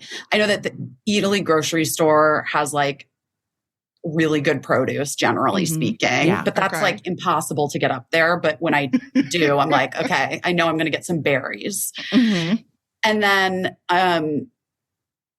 then mostly I just order food in. Yeah. Chicago's sounding better and better. You don't have to go around getting the best condiments for your hot dog there. I know. Wait, do you live in Chicago now? No, I live in Kalamazoo, Michigan, that's where my wife lived, and she has kids, and it's cheaper here. So she won the where are we moving in together? How do you like Kalamazoo? I really didn't have a leg to stand on. See, if you come here, we're in the fruit belt, and like you just pick cherries and blueberries. I love and it. Your apples, whatever you want. We'll take you to the farm. You'll go picking. You'll enjoy food that you picked. I don't do that, but I like knowing that it's happening around me. You could. But really, the like pull up to the grocery store, Yeah. park your car and go in Yes. is amazing. And I want that for you. How long do you have to be in New York? Well, here's the thing. My older daughter is going to boarding school next year. Okay. In Europe. Mhm. Oh my, okay. It's crazy. Yeah. Mhm. Per her, everything. Per her. She Great. did the research, found an international school, found a place. We went and visited it. That's amazing. Yeah, it's getting closer and closer. I don't know how I'm gonna deal with it. But when she comes Right. back, she'll be a wizard. She might be. I mean, legit. Isn't she already though? Maybe. Yes. You know what I mean? Yes. So I feel like staying on the East Coast makes sense since she'll be in Europe. Mhm. But I really want to go back to the West Coast where I have friends and there's sunshine and produce at the Hollywood Farmers Market that isn't going to Yes. cost $20 a barrel of blueberries. I mean, Now, Samantha, you have How lived can we on get you out?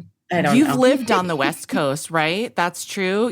Briefly, just for a couple of months when I was working on Shrill. And I got to tell you, I loved it. I love LA. I'm deeply Midwestern, but if I had to choose between LA and New York, LA 1,000 times. Everyone is nice. It's the closest to the Midwest. I don't care if it's fake nice. Everyone is nice because they don't know like if you're a producer or what. Because you can like look like shit and still have a fancy job. 100%. And so everyone's just nice to you because they don't want to like fuck up their potential to be in a movie. And as long as you don't tell them exactly how low you are, you have a great time. Wait, I that's have amazing. never had a bad time in LA. I've been to LA a bunch of times and it's always great. I love it. I remember when you were working on Shrill because I feel like I was in LA and I tried to like link up with you and it didn't work out. Whenever anyone's coming on the show that I feel like I'm an internet friend with or whatever, I always like to go back and see if I can find like our last exchange or whatever and see what the temperature of that exchange was. God. And I just found a message from you that said, I like Andy Cohen's teeth.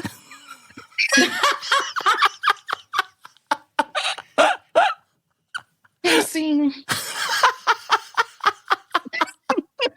I was At like, least he'd be it wasn't so a mean flattered. thing. I think he'd be so flattered by that. doesn't he? He has great teeth. Yes, I I think he has agree. He has a Good great teeth, smile. but he's Busy, like- you have a great smile. I love a great smile. Thank See? you. I agree with that.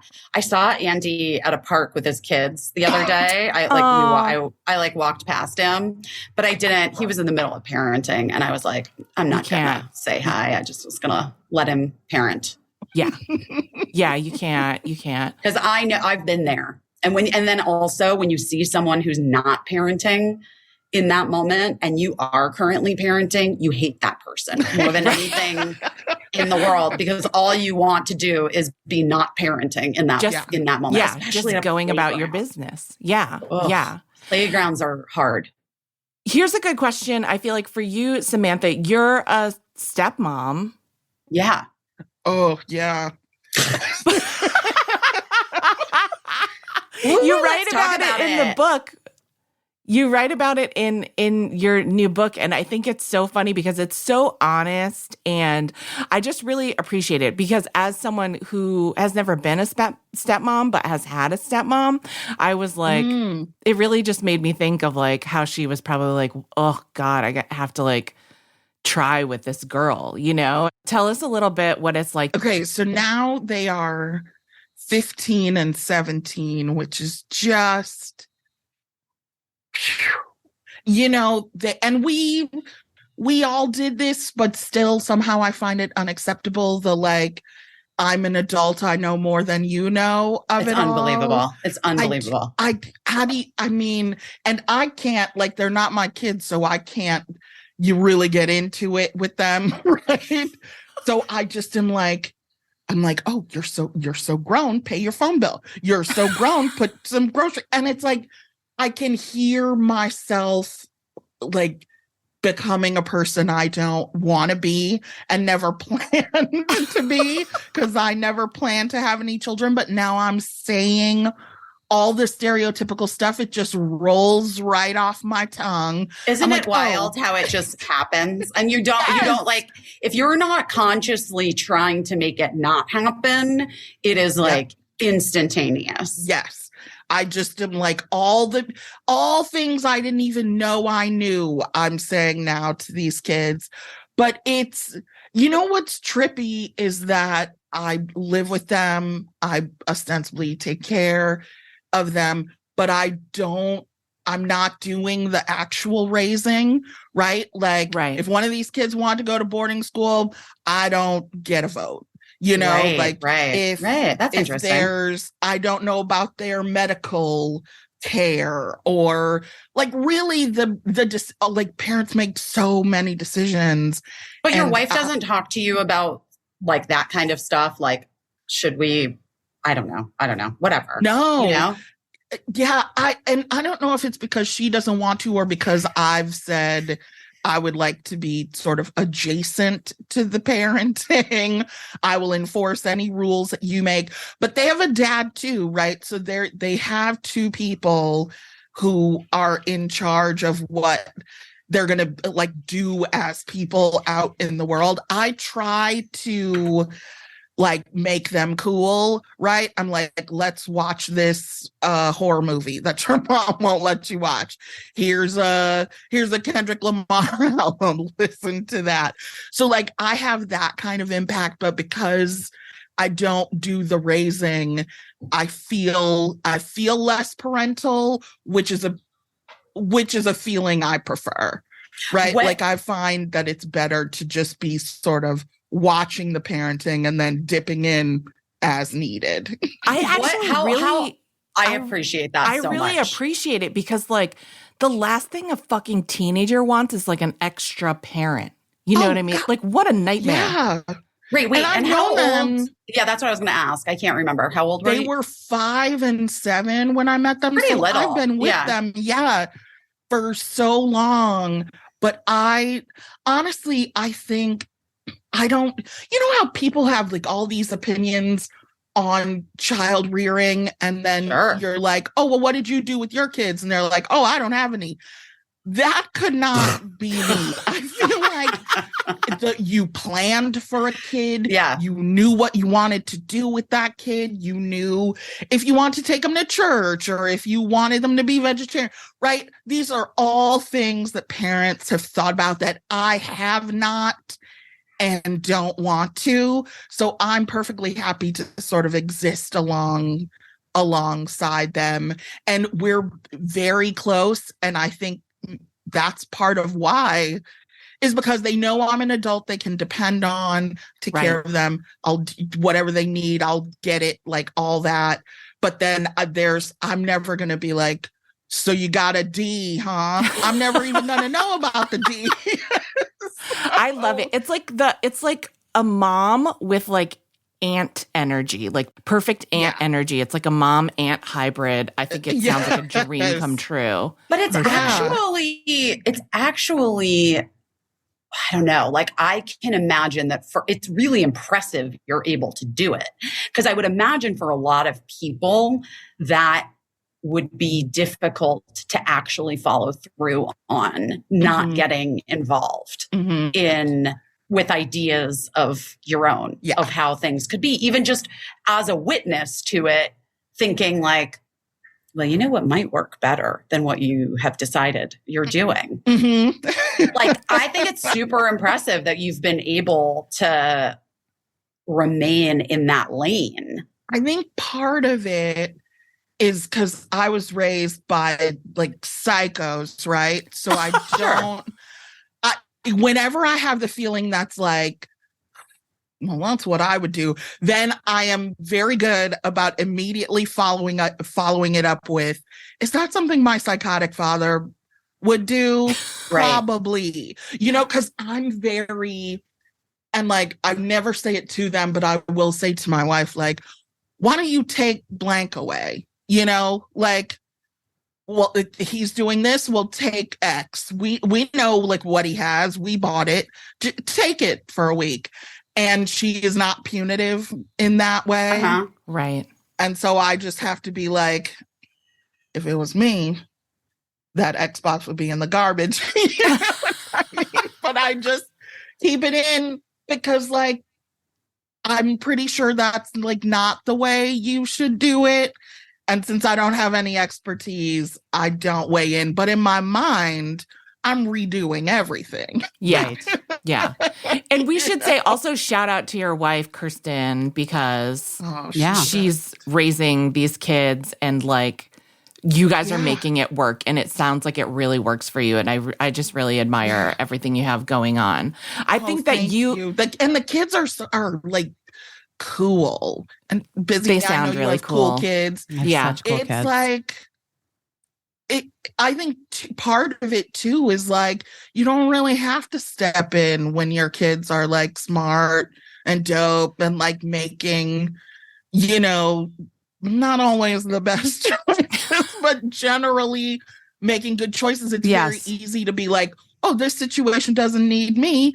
They're good people. And I think that has made sort of my position of adjacent parenting easy, because it's like, well, they're not fucked up, so I don't want to get in there and fuck them up. Yeah, I think it's so great, and it sounds like they're just growing up to be themselves, and like over the years, I've enjoyed hearing about them, and I think that's like huge, because so many parents really do want to get in there and make an impression, make their mark. And I'm just like, oh gosh, it's a lot. And an extra parent is a lot. So I just appreciate it.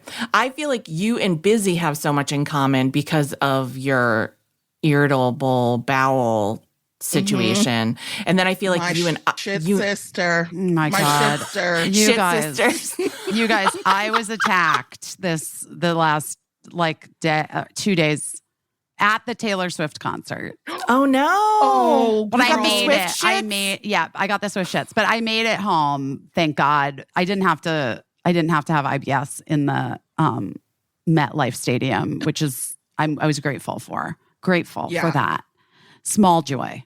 Yeah. But I clenched up for you just now because it was that brutal. is a nightmare at a big event. Yeah, it was a nightmare. And like, I was like toward the end, I was like sitting on the arm of the seat and just pressing into my left side so hard because I'm like, oh God, that's where my colon is spastic when it is spastic. And so I was just like pressing in like, oh God, I'm going to be fine. I can do it.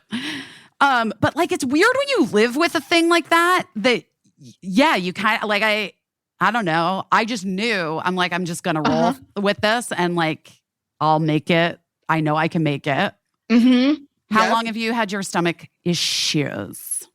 They got really bad, like bad enough for me. I think as a kid, I've always had, what people who don't want to take you to the doctor call like a sensitive stomach. You know what I mean? Like, don't put too much cheese in that. She has a sensitive stomach when it's like, just get me a GI dude, okay? Come on. But in 2008, I got my intestines swelled and twisted like a pretzel.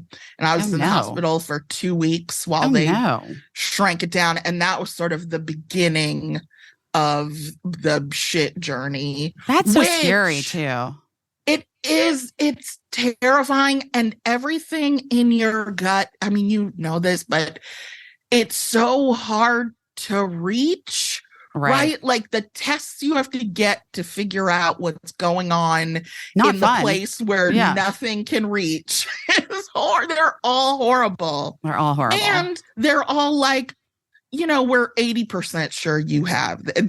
I've never gotten a definitive like. Well, that's yes. IBS isn't really even anything. It's just I like mean, you have it's irritable literally- bowels. It's literally being like your tummy has a bad attitude. Yeah, Like, exactly.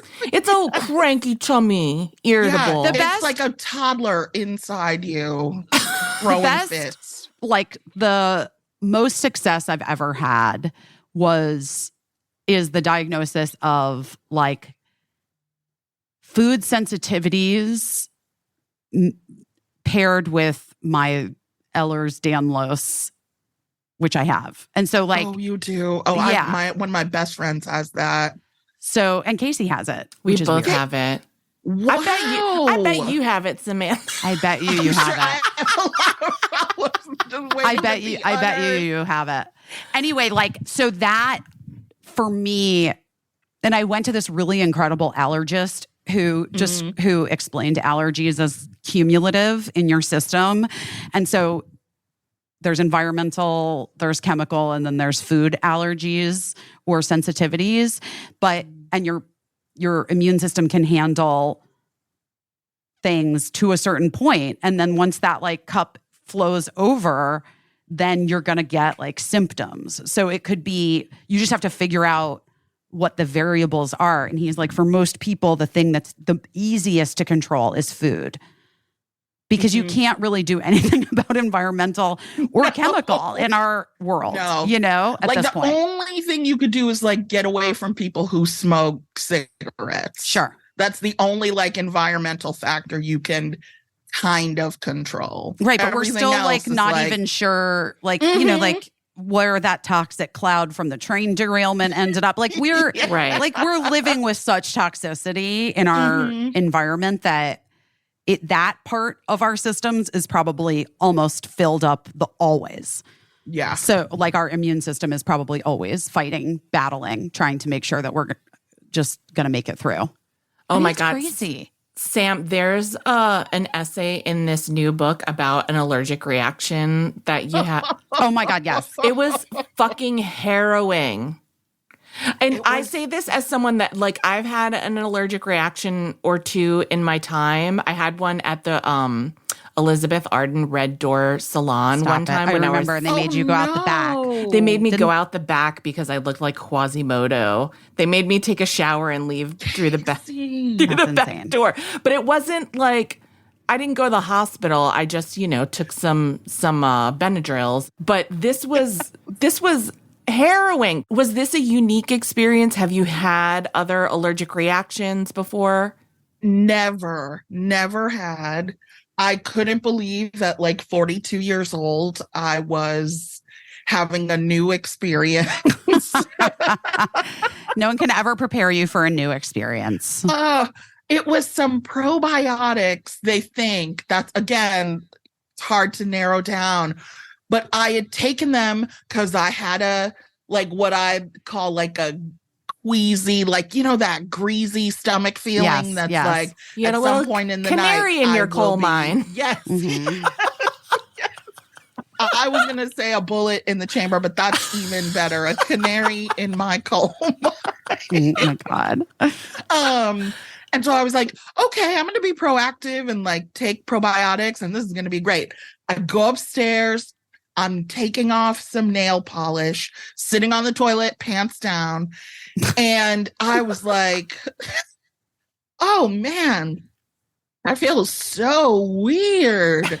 Still taking off this nail polish, like acetone fumes, the whole thing. See, this is what I'm saying. Cumulative. Uh-huh. And then I was like, okay, the diarrhea is going to come out.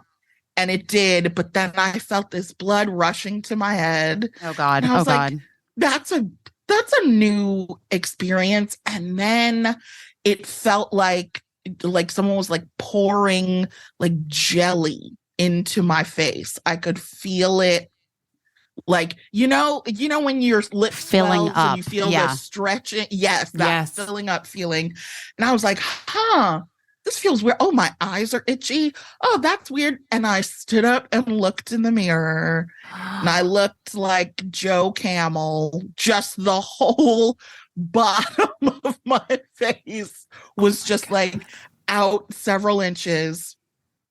And so my wife was asleep, and I was like, I knocked on the door, and I was like, Kirsten, something is happening.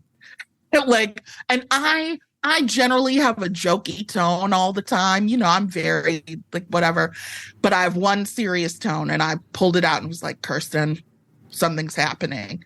She jumps up. We have our insurance has a nurse line that you can call, right, to determine how bad your problem is and how much you're dying. Yes. We called. And so because Kirsten wasn't the patient, she had to bring the phone to me, and the nurse is on speakerphone, and she's like, Samantha, can you speak? And I was like, no.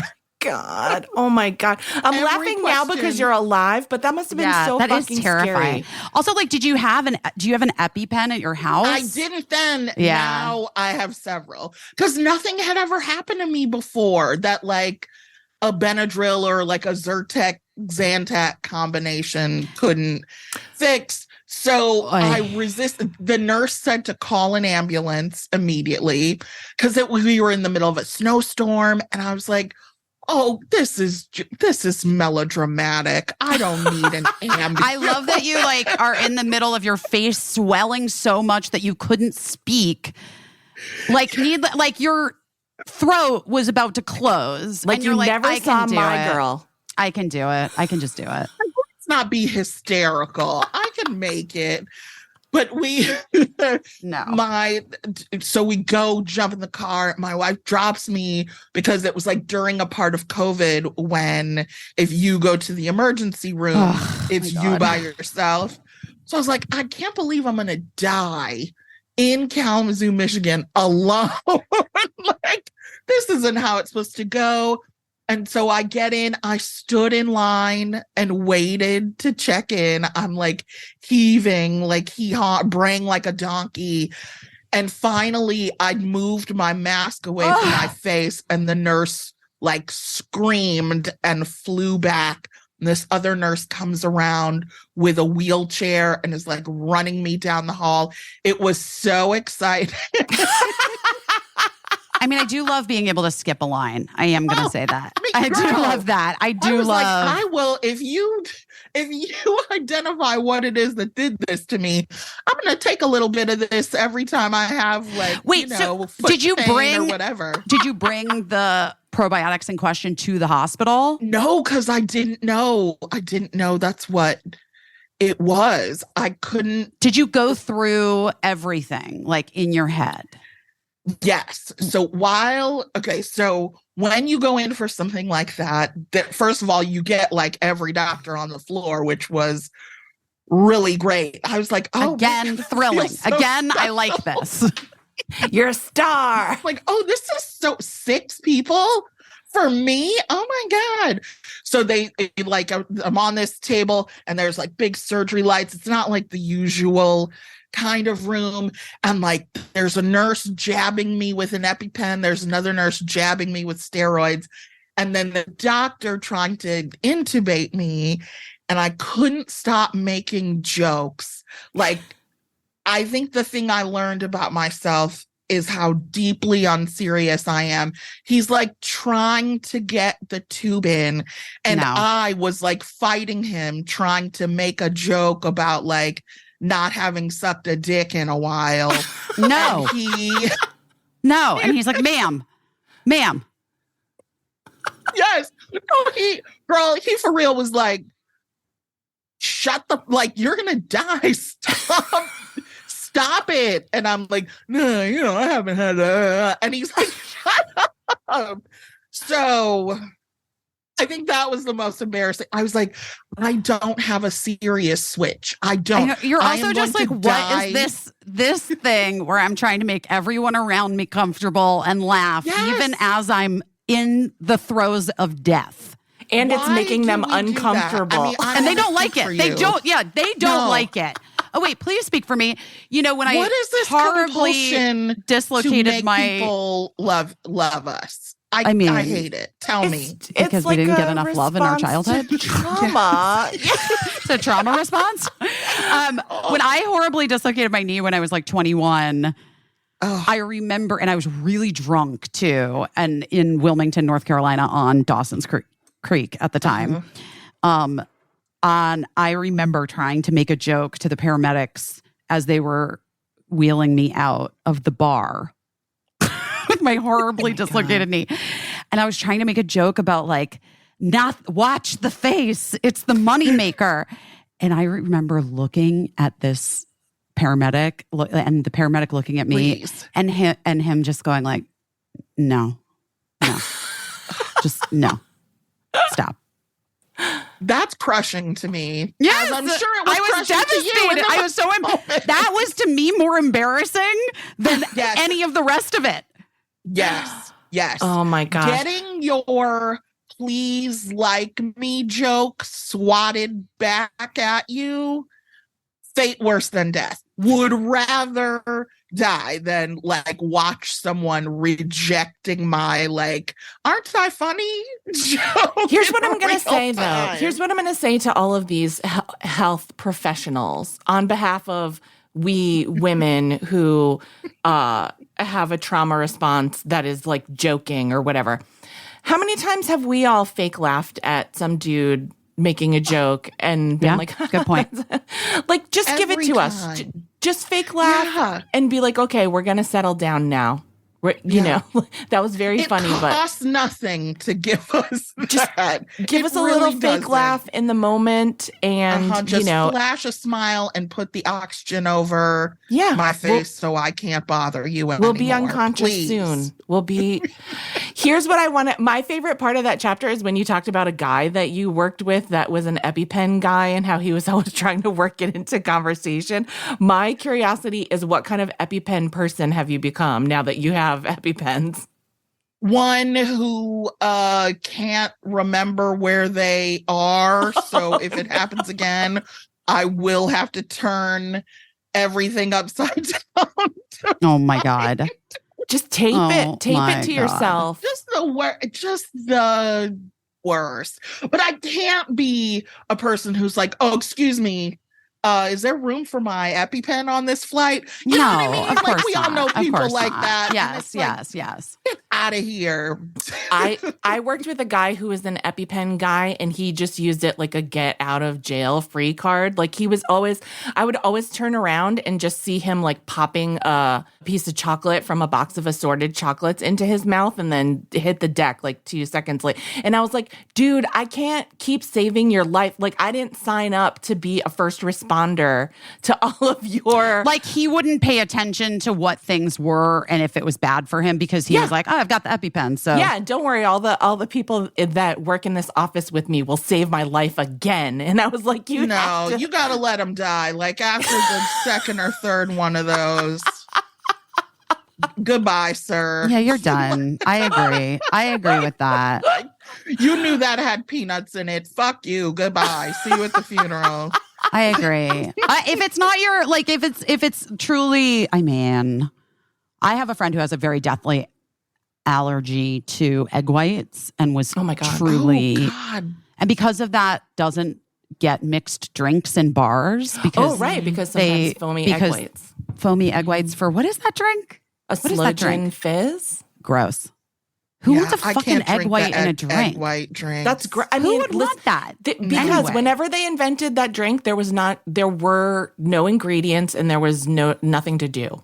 You know what I mean? Like, they're just like, we're gonna make some shit out of it. It's the 30s. Yeah, or whatever. Exactly. I love that 30s voice. Isn't that what people talked like in the 30s? Yeah, see? Yeah, exactly. We're just going to foam up some egg whites. Here we go. And with gin, it's going to be delicious. Anyway, he had like at a bar, I think that he learned the hard way. Right. So he only will drink wine or a beer from a bottle at a bar because he's like, I can't trust that there won't be like remnants, whatever, because he had an allergic reaction at a bar once and had to be See, that kind of flown thing out. I get and is fine. And I will administer the EpiPen. It's the like habitual line steppers, Sure. your office mate. Yeah. Who at like the fourth time I'm like, you know what? He has a better office than I do. Yeah. If Because he dies, needs the I'm refrigerator for I'm the moving EpiPen. 2 doors over. Yeah. Like, Hope those goodbye. peanuts were good, mister.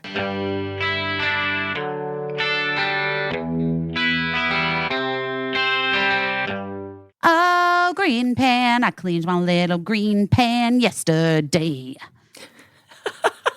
I did clean my little green pan yesterday because I made Birdie the best French toast on Saturday morning. I love that. I It's know, so I easy to clean. It is so easy to clean, but I also love that like they have figured out a way to make a nonstick pan that is not toxic Yes.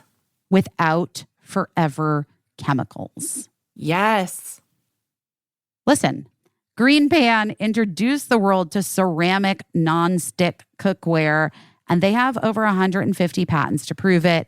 They're the leaders in creating cookware without harmful toxins. Why does making cookware with ceramic matter? Well, because it doesn't emit fumes when it's cooked, because it conducts heat evenly, because it's super easy to clean up. My French toast is a perfect example of that. And it allows you to cook with less oil or butter. Also, my French toast, a great example of that. Making the foods you cook a little bit healthier, if that's what you're going for. And aside from various cookware collections, they also have kitchen appliances like slow cookers and waffle makers, and they have bakeware and premier cutlery that's crafted from recycled steel. Which, Also, I love because I love how cute it is. And I just like my whole kitchen to look cute. I'm in love with everything. well, That one green thing pan. that I love is that like all my pans look cute together, and I have a little hanging thing for my pans here in New York, and they look so cute hanging. They just look I love it. adorable because love they're it. all like this cute little blue color, and it looks great. I just love it. And then I also love the fact that I'm like not killing myself with toxic chemicals when I'm cooking. Guys, it's 2023. Are you still cooking with pans made out of plastic? Please don't. Head to greenpan.us and use promo code BEST. And you're going to receive 30% off your entire order, plus free shipping on orders over $99. That's right. I said it, 30% off. Whether you're buying one pan or a whole set, it's 30% off. So head to greenpan.us and make sure you use our promo code BEST. Sakara Life. I am so excited to get back to Sakara life because I have to be honest, when I was away in Cape Cod, I just really ate like a toddler with a credit card. I was going to ask you, so when you've been away from your home for a few weeks, especially like living in a hotel as you've been doing, Yeah. I think that for me, when I return home, I almost always go back to at least like a week of reset. Yeah. And I do a Sakara Life like delivery because I know it's a nutrition program that's like having a nutritionist and a chef. The meals are delicious and they show up ready to eat and right to your door. So you don't have to worry about prep and cooking, and you can just like focus on unpacking and getting back to your life and all the things that you have to do. But you know you're going to like get back to feeling good and like Yes. get over your jet lag and like, you know what I mean? And get more 100% energy. 100% and- described my life and why Sakara is going to play an important part in the next several days. Also, the digestion alone. Like for me, Sakara is so helpful when I feel like I've been traveling and my digestion has been like a little wonky. Right. I love getting Sakara meals delivered because it just helps get my like whole system sort of back on track. Yeah. It's like my favorite. I really love it. I've been doing it for years. You guys know this. Literally, long before we had a podcast, I was eating my like kelp noodles and Sakara Life, drinking my Sakara Life tea at Busy Tonight. Yeah. I really enjoy it. Yeah. And we're so grateful for them to be sponsors of our show because then we can share it with you guys. And the food is really delicious. So whether your goals are like me, just getting like my guts back together after traveling, or if you're interested in weight management or clearer skin or having more energy. I will say 1 week after, like 1 week of doing Sakara and your skin, people will actually stop you in the street and be like, what do you do? What do you put on your skin? You're like, I just am eating this like plant-based diet that comes to my door and is super easy and delicious. Yeah. Then you're going to be a spokesperson, essentially, is what I'm going to tell you. Anyway, Sakara, we've said it. It delivers science-backed, plant-rich nutrition programs, wellness essentials right to your door. Their ready-to-eat meals are nutritionally designed to deliver results from weight management and eased bloat to boosted energy and clearer skin. And right now, Sakara is offering our listeners, that's you, 20% off your first order when you go to sakara.com/best or enter code BEST at checkout. That's Sakara, SAKARA.com/best to get 20% off your first order. Sakara.com/best. Wait, Samantha, I have a question for you. Yes. Do you have your own imprint at this point? What are you doing? What's happening? Don't you feel like you should? Okay, here's the thing. My agent was like, you want an imprint? We could get that for you. And I was like, then I would have to read all of the books. And what if they're not books I want to read? Okay, I would this is start an fair. imprint to like give my friends book deals, but then when they didn't sell, I would look like a fucking asshole. So I'm never doing that. By the way, I think that truly a lot of times it's just the best in the road to hell is paved with the best intentions. Yeah. I just think that helping out friends frequently in some, it can, it's only ever always fucking bad. hurt me. It's only ever hurt me is what I'm going to say. It's only ever ended up with me being like, oh, well, that wasn't cool. Yeah, All right. Well. it's always bad. And I won't do it. I feel like having an imprint would be so much work, right? That, as you would say, is not your ministry. Correct. I am mostly just trying to read other people's books and like post them on Instagram so people know that I can read. But the idea of an imprint, like, it does sound good, right? If it was like Samantha Irby Books presents. Yeah. You should. I have to tell Patterson doesn't he like farm out everything like James Patterson? Like I'll apply to like write your next book. You know what I mean? I'm like, okay, you guys, sounds like we're gonna start an imprint together. And then if I were Caissie would be the best at running an imprint. You'd be so good at it. Don't you think, Caissie? I think it'd be interesting, but I also think it'd be a ton of work. Like Phoebe Robinson does it, and she really like throws her all into like running that imprint. True. That's true. We talked about it. Yeah, I think it's kind of like Trump steaks. You know what I mean? We know he didn't farm those steaks. You know, you just put Samantha Irby. You just put your name on it, and like you don't have to do all the work. What if the book sucks, and then you're like, then you're fucking. Then you say, I just put my name on it. I didn't know what that fucking book was. I never saw it in my life. Yeah. I'll be like, this is actually a shell company. I don't even really know what that means, but that's what I would say to have people not be mad at me for publishing shitty books. You're like, we were trying something new. It was experimental. Didn't work. But also, the whole thing down. I imagine you would get to read it before it came out. Yeah, but that's a lot of work. Okay. Got it. I got it. If we could do a very limited, like, release schedule, you know what I mean? Like 3 books a year. All right. Right? I mean, I'm in. Okay. Yeah. I think you're. Well, all right. I'm going to do it. I do think that your branding is so strong, and I hate to say that's what that. I was going to say. I hate I was to gonna say that too. because it's I agree. so corny and gross It and like is. inside baseball. But like the covers of your books, and just everything. I do think it's so strong that people would love to be part of something that like you were at the helm of. But I also love how carefully managed your ambition is. You're like, this is what I have the energy for. This is what I want to do. Mhm. I'm not looking to like become a captain of industry.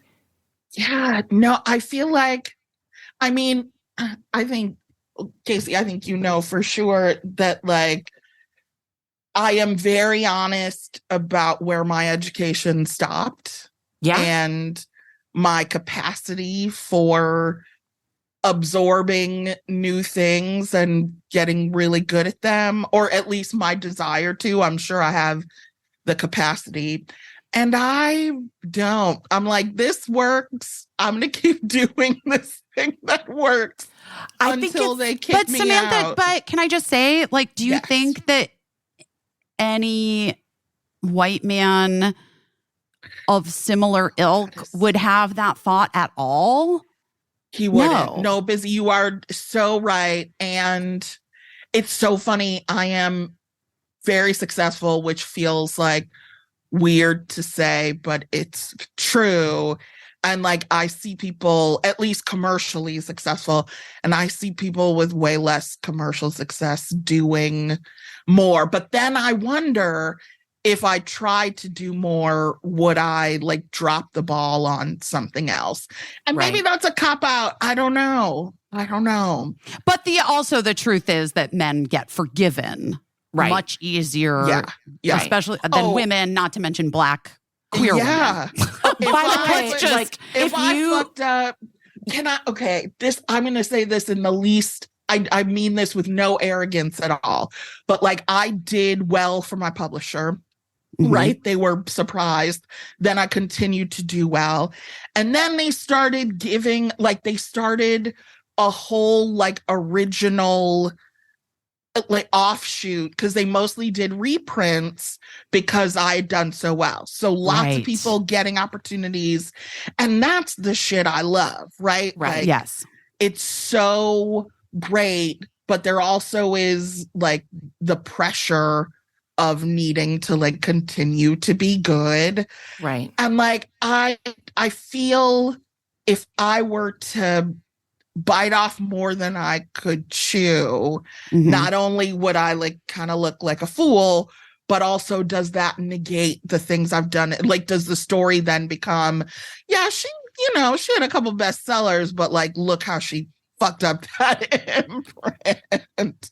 Right. And I'm scared to fuck up because you don't get a lot of times you don't get another chance. Especially, Well, I also think, speaking of women of color, queer women, all of those things that we're mentioning, I also think sometimes you fuck up, and not only do you fuck up your own opportunity, but you fuck it up for the next person that might, because they're going to be like, oh, we tried it. Remember, we tried it with that one person and it didn't work. I'm telling you, as soon as they announced that they were starting this program of like original writing, and it was because I had been so successful, I don't hear that and think, God damn, I'm good. I hear that and think, well, I got to keep it up so that more people who wouldn't have had a shot at this before. Now, I think there are at least 3 like essay collections by women, one of whom is a lesbian, that like Vintage put out within the last couple of years. Yeah. That they probably wouldn't have if I hadn't like had so much success for them. And that feels great, but also like, well, now I really can't fuck up now that they're paying other people to do the same thing based on what I've done. Right. It's I before today have not sat down and really thought about that, but there's a lot of pressure when you're, I mean, as women, when you succeed, it's not just like you get to kick back and enjoy it. You have to immediately start figuring out how to maintain it, and then try to see who you can bring along with you, or like who else's boat gets lifted by your wave, right? And then it's like, well, now that their boats are up, I can't let them down. I wish we could just like do shit and then be like, this is great, look what I did. But like, you wish that we could just, like we do, we wish we could just do things like a mediocre white man. And like with the confidence that it'll always be there, and then we'll keep getting chances. But we know. I get it. Like, I think that you and I have similar feelings about a lot of these things. And I think it makes sense because, like, without getting too deep, because we like to joke around, I think that you and I come from, like, not exactly the same place, but a similar place. Like, I think that we have a lot in common in the way that we were raised. Same. In many ways. Yeah. And I think that sometimes for me, I'm like, I've already like succeeded beyond any expectation that I dared to ever have. Mm-hmm. So like, whatever.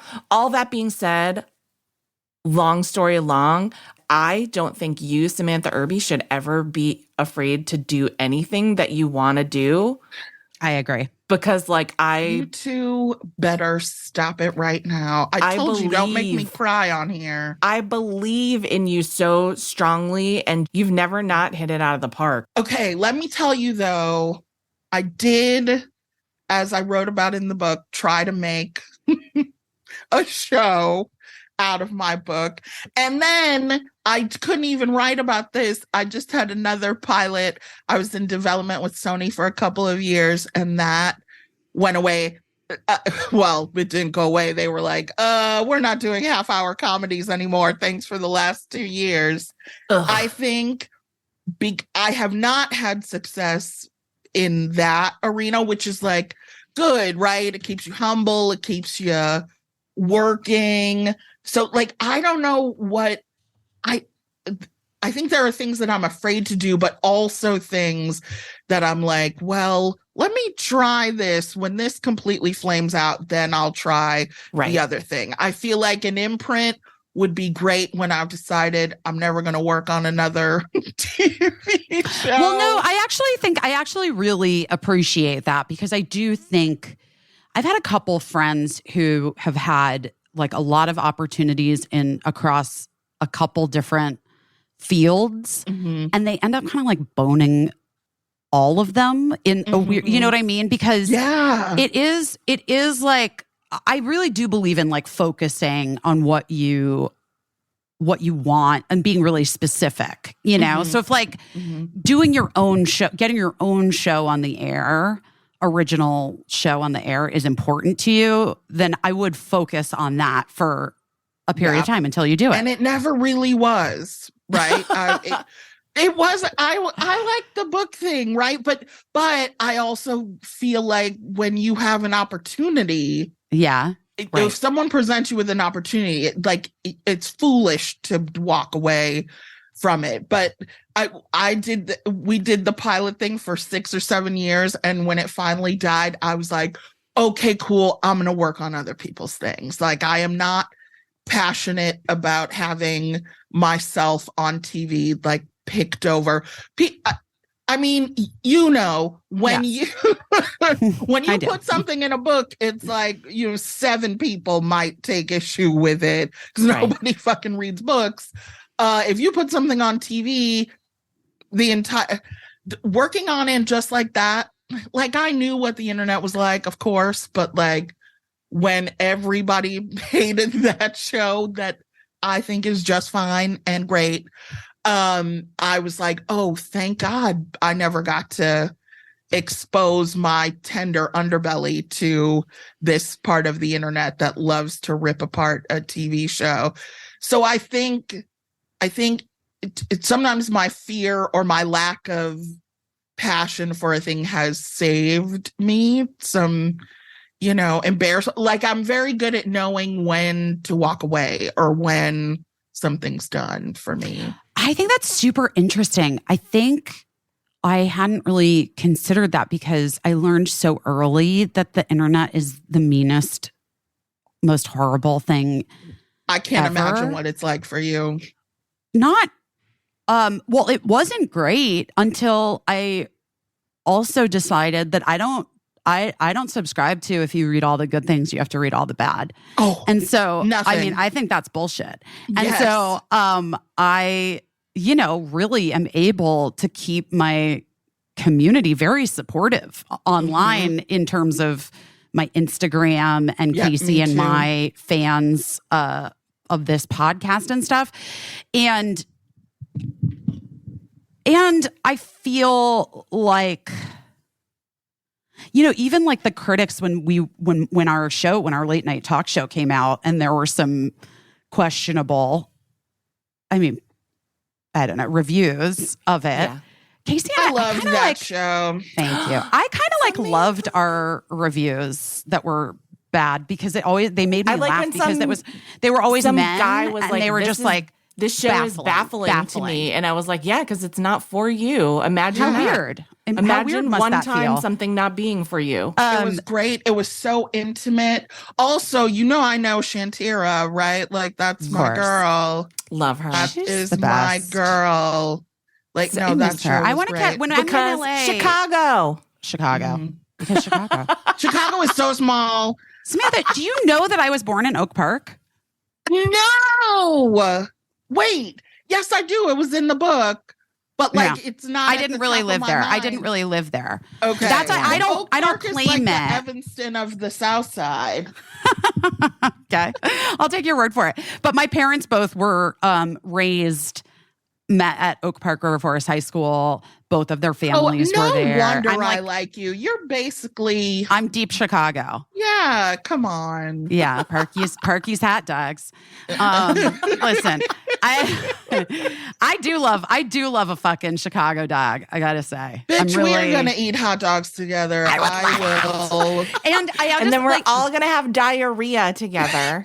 You know what's weird though? I do feel like sometimes my like deep Midwesternness like comes through in a way that is unexpected, which is that like I could eat like 2 hot dogs and be fine. Yeah. Like, do you know what I Yes. mean? Like I can eat shit sometimes and be totally fine and then go to a fancy restaurant and be like laid out for 3 days. It'll take you out. Yeah. Yeah. I cannot for the life of me figure out what happened the other night. What was it? What did you eat? Well, I don't know. I can't, it was so Or violent. was it stress? I Was it think it was stress from the stress. crowd? I think it was Like, stress. so many because people. I think it was totally stress induced, but also I talked about this a little bit on my Instagram. It was my 10-year-old's first big concert, and my teenager and her best friend were sitting separately than us. So I was like freaked out about that. My 10-year-old had a total meltdown about how, like, once it got dark, like how overwhelming the whole thing was. And I like spiraled about that because then I was just like, I can't leave because the teenagers are here. Like, I just freaked out kind of, but I was trying not to freak out in front of the 10-year-old. So I was trying to be cool. And then thankfully there was like this club that I think during regular football games or whatever is like a members only club or like for suite people that own suites.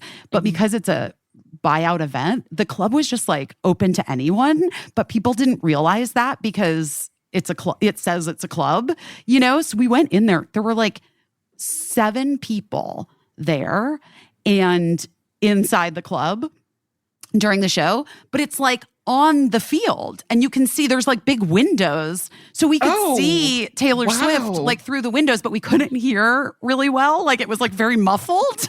Because I think during football games, people go in there and they drink and like the football game is happening out on these big windows outside. But it was just a very stressful. So I didn't even really eat much that whole day. But I think it was more just the stress. I was very stressed out about everything. Yeah. Yeah. It wasn't That's great. stressful. Yeah. Sometimes just the thought of not being able to go to the bathroom makes me want to go to the bath. Like if I'm in the middle of a row at a play or something, it's Right. like I don't even have to go. But thinking about how awkward it would be for me to get up and go is like so stressful that it makes me want to go. Oh my God, you It's guys. I saw the too much. best play the other night. Oh, What was that? Fucking insane. But it just made me think of it because it's a one-woman show. There's no intermission and there's no late seating. And if you like get up and leave during the show, they don't let you come back. And the reason why this all made me think of it, and it's the most fucking intense shit I've seen on stage maybe ever, but definitely in years. It's called Prima Facie and it stars Jodie Comer from Oh, yeah. Oh, I Killing Eve. love her. Mm-hmm. But it's also Fleet Week here.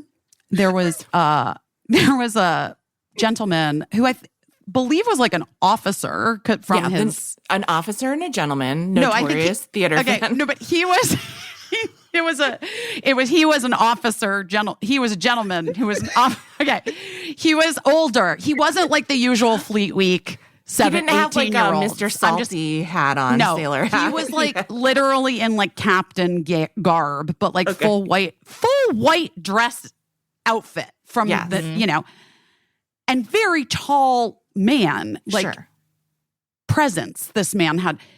And fucking, I guess he didn't even know, or I don't know what, but he was like down like 6 rows back in the dead center.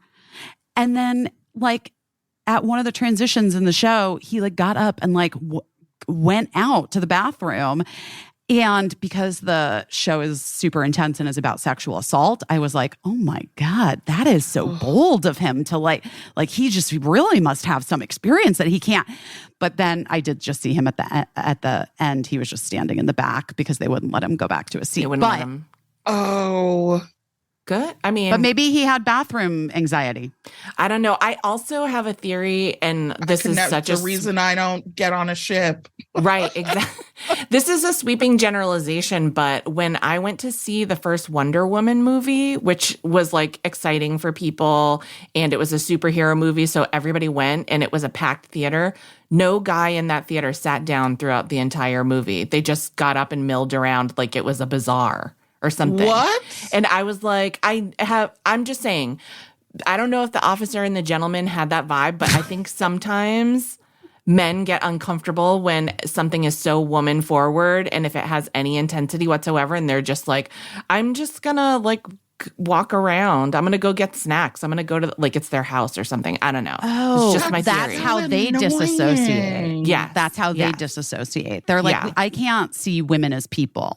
Yeah, so I have to get. In Yeah, that Women guy's have defense, maybe it gave him feelings and I have diarrhea. to watch them without arguing. Yeah. No way. See you by the popcorn.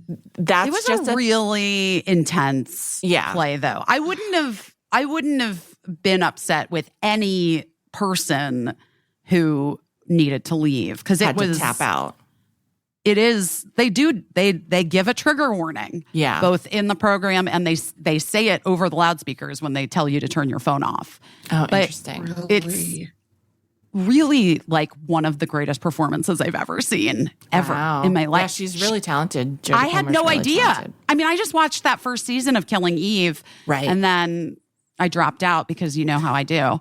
Yeah. You got it. I don't You even got the think I idea. watched. I don't even think I was like, I know what this is. I get it. I get it. I'm good. I was like, know what this. I know what this Are you a show quitter, Sam? Yes, but I'm more of a I don't get past a couple episodes if I don't think it's for me. I will love a show. And then I'll just stop after 3 episodes. I will be like so fucking invested. And then I'm just like, I don't know. I'm not. You never think about it later? No. Not at this point in my life. No. Wow. And so you just walk away, you're like, man, those 3 episodes were good. Fuck the other 9 seasons. Do you remember the show with Amy Adams where she was like all cut up all over her body? She was like a cutter. But it was like, yes. and Patty Clarkson. Based on that Gillian Sharp Objects. Yes, Sharp yes, Objects. Sharp Objects. You guys, are you ready for this? I never watched the finale. I watched the whole series and I never watched the last episode. That is so weird. So I don't know why. No, the point. Don't make me get mad at you. The point of it is the mystery, and you don't know what the mystery is. Well, I kind of felt like I did know, and then after I missed the finale, and then it had been like a couple weeks, and I was like, "Am I going to dive back into that dark shit again? I don't know if I'm going to." No, and so I then hear that. and so then I just asked my best friend Emily. I was like, "Oh, was it this that I thought it was?" And she's like, "Well, yeah, almost, like that's almost exactly, but this person was involved too." And I was like, "Oh, interesting. Okay, cool." That's maybe that's an where I ADD have thing. To admit that I am the kind of person who never sees the twist coming. Never. This is one of my favorite anecdotes. When I saw The Sixth Sense, I was about to talk about The Sixth Sense. I can't wait. Yes, continue. Was the one person in the theater when like the big reveal happens who was like, what? No. My friend Sarah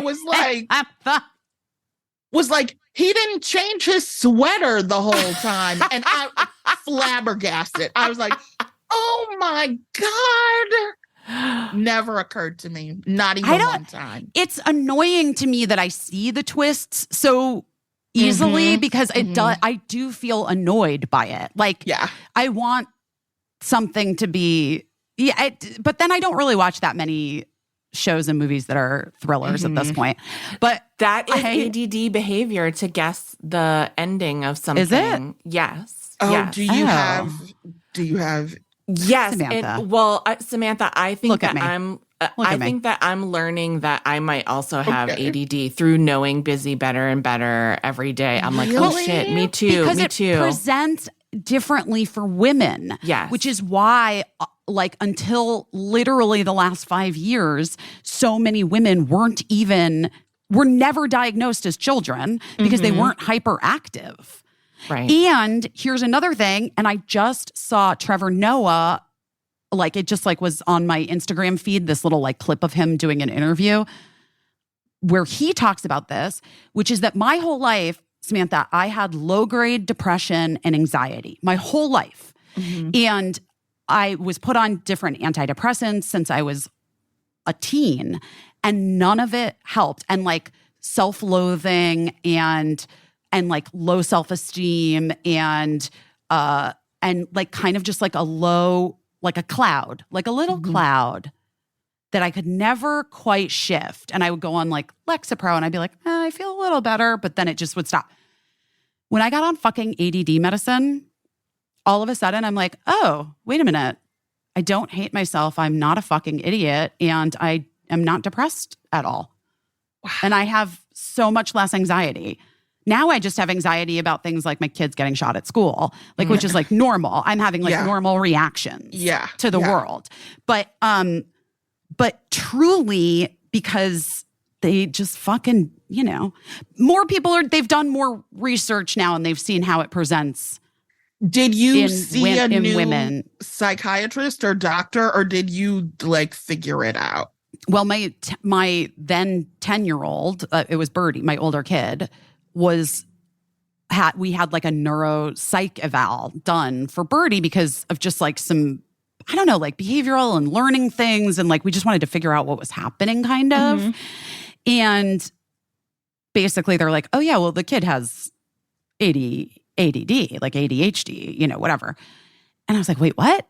And so then the child psychiatrist that we were seeing at the time, like laid it all out for me. And I was like, but I do that. But that's that's how I process things. But that's how it works for me. Wait, what? And he was like, you should probably go see a psychiatrist and talk to them about this.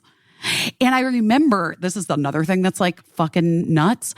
I remember in my 20s having that feeling that I knew that's what was going on with me.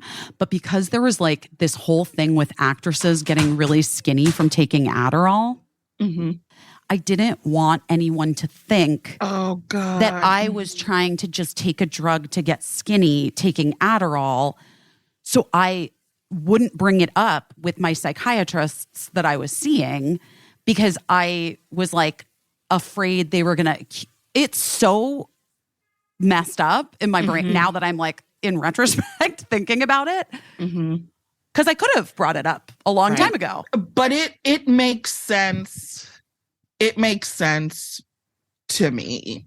Yeah. I mean, it's like if I became diabetic and needed Ozempic, I don't know that I'd tell anyone because I wouldn't want them to think that I was just like trying to get weight off as fast as I could. It's like the stigma surrounding. Yes, I know what you're saying. Yes. Surrounding things that you don't even do, but you actually like would need for your life. But because somebody already fucked up the reputation of the thing, now you're like, oh, I don't. Okay, no, not for me. Right. And it's like that. You only hurt yourself, but I get it. I get it for real. But interestingly, it's all just stuff that's like around shaming women for health things, by the way. Yeah. Yeah. Or to bring up not listening to women. For our whole entire lives and then finally hearing one thing that we say and being like, you're fucking stupid. You suck so bad. Yes. And you're like, oh, I've dreamed of being heard, and now I've been heard one and time. And now that you can hear me, I wish I didn't have a voice. Oh my gosh. Samantha, next time a movie comes out that has a twist, I 100% want to go see it with you because I want to see that. I want to see that magic. I'll fly. I was going to say I'll fly to Michigan because I love the Midwest. Oh, great. Anytime. I spend as much time as I can in the Midwest. Anytime. Wait, Busy, how do you feel about spoilers since you already figure it out? Do you not mind them? No, I don't care at all. I don't mind a spoiler either. And sometimes even if I know the twist, I'll be delighted to see how right. It's like when have you ever like hid somewhere to scare someone and you scare yourself as much as you scare the person, and that's like that's the same thing. Yeah. Also, when I worked at Watch What Happens Live, we would have to watch things ahead of time. Oh, sure. And one of my colleagues would she didn't care about spoilers for everything, but she cared about Top Chef spoilers. Because she watched it with, but like one time I was like, someone said like who won Top Chef or whatever out loud in the office. And she got really upset. And I was like, hey, this is our job and you have to grow up. And it felt so good. It was the first time I ever said that to someone, and it felt so good. And I was like, I am not the person who's in any position to tell anyone to grow up, but I felt so fucking powerful that day. But I also kind of am with you on that one a little bit. Like, this is your job. Yeah. And what happens if you know beforehand? Like, nothing. Nothing happens to your life. It's fine. It's fine. You are still okay. No, anyway. My ex-husband, if I would accidentally, or if somebody would accidentally ruin the Lakers score for him, if he was like somewhere and couldn't watch it live and had it recorded to come home, but if somebody accidentally ruined it for him, he's like, well, I'm not going to watch it now. Like, what? No. Why won't you? Don't you want to see your guys do their thing that you love that they do? Isn't that what it's about? You and your guys?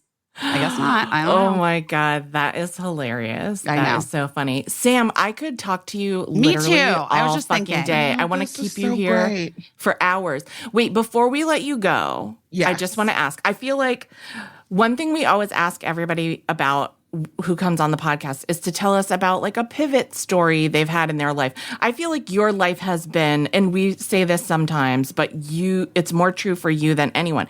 It's just been a series of pivots because you're a fucking survivor. Yeah. You really are. You know, you've had to survive more than any kid should. And, you know, and the hits have kept on coming for you in a way that, like, it's one of the reasons why I love you so much, because yes, I think like joking around about things is like a trauma response, and it's how we deal. And we know that because of TikTok. That's how I know everything, because TikTok told me. But I also just think that there is something beautiful and graceful in saying like, well, this is what it is. This is what my life is. And like, I'm still going to enjoy it. And I hope I'm not putting words into your mouth. No, that's so beautifully said. You know, you have to be a psychopath to talk about yourself that way, but hearing you say it, I'm like, she's right. I think you deserve it. You deserve to enjoy it in the way, you know, it's like I have a really great husband, and I'm always really proud to talk about like how great my husband is. 'Cause I'm like, I fucking deserve that guy. Like I earned that fucking guy, and I put in a lot of work to get to a place where I could have a life with someone who, like, you know, just treats me the way that he treats me. And then, you know, so I totally just, I love just watching you go. And, and thank you. It means a lot to me. And every success that you have, like, I try to appreciate everyone's success. I'd be lying if I said that I actually am able to always achieve that. But every success that you have, I really feel like it's a win for like the good kids, you know? And, I love that. It is. And I agree. I love you guys. Let's all get married. Well, busy, I understand if you're like, not yet. But No, I'm not. I'm never getting married again. No. Well, we could all live together, though. Yeah. We could all. You guys, I just want a commune. No one is listening to my pleas. It's too late, though. My kids are grown. I want this for the younger people. I want this for the women who are like, and people who are like deciding to start their lives with other people and like maybe have children, maybe not have. I want people to start living communally. It doesn't work otherwise. If you are young and listening to this, there's still time for you. But I also feel like there's something beautiful about a bunch of 40 and 50 something year old women who are like, oh, it's my turn to make the casserole tonight. I'll make the hot dish for dinner. Oh, 100%. I'm doing that. No, that's a given. I just mean like in terms of like raising kids and stuff. Like, you know what I mean? Yeah. I mean, I don't know what my life would have been like if I had built a different support scaffolding around me. Yeah. I mean, I think it's a really interesting question. I think Rosie O'Donnell used to talk about it all the time. That's why she like wanted to have daycare for us when we worked on the show, because she was like, there's no way that I'm asking you to do what I'm asking you to do every day and plus like raise your kid, and like it's just not going to work. So we have to build something. But Back to the pivot. Sam, I just want to ask you, is there like a pivot story that you can share? It can be sincere, it can be tragic, it can be funny, just anything that, you know, something where you thought something was going to happen and then, you know. Okay, here is a very early pivot. I went to college for a year.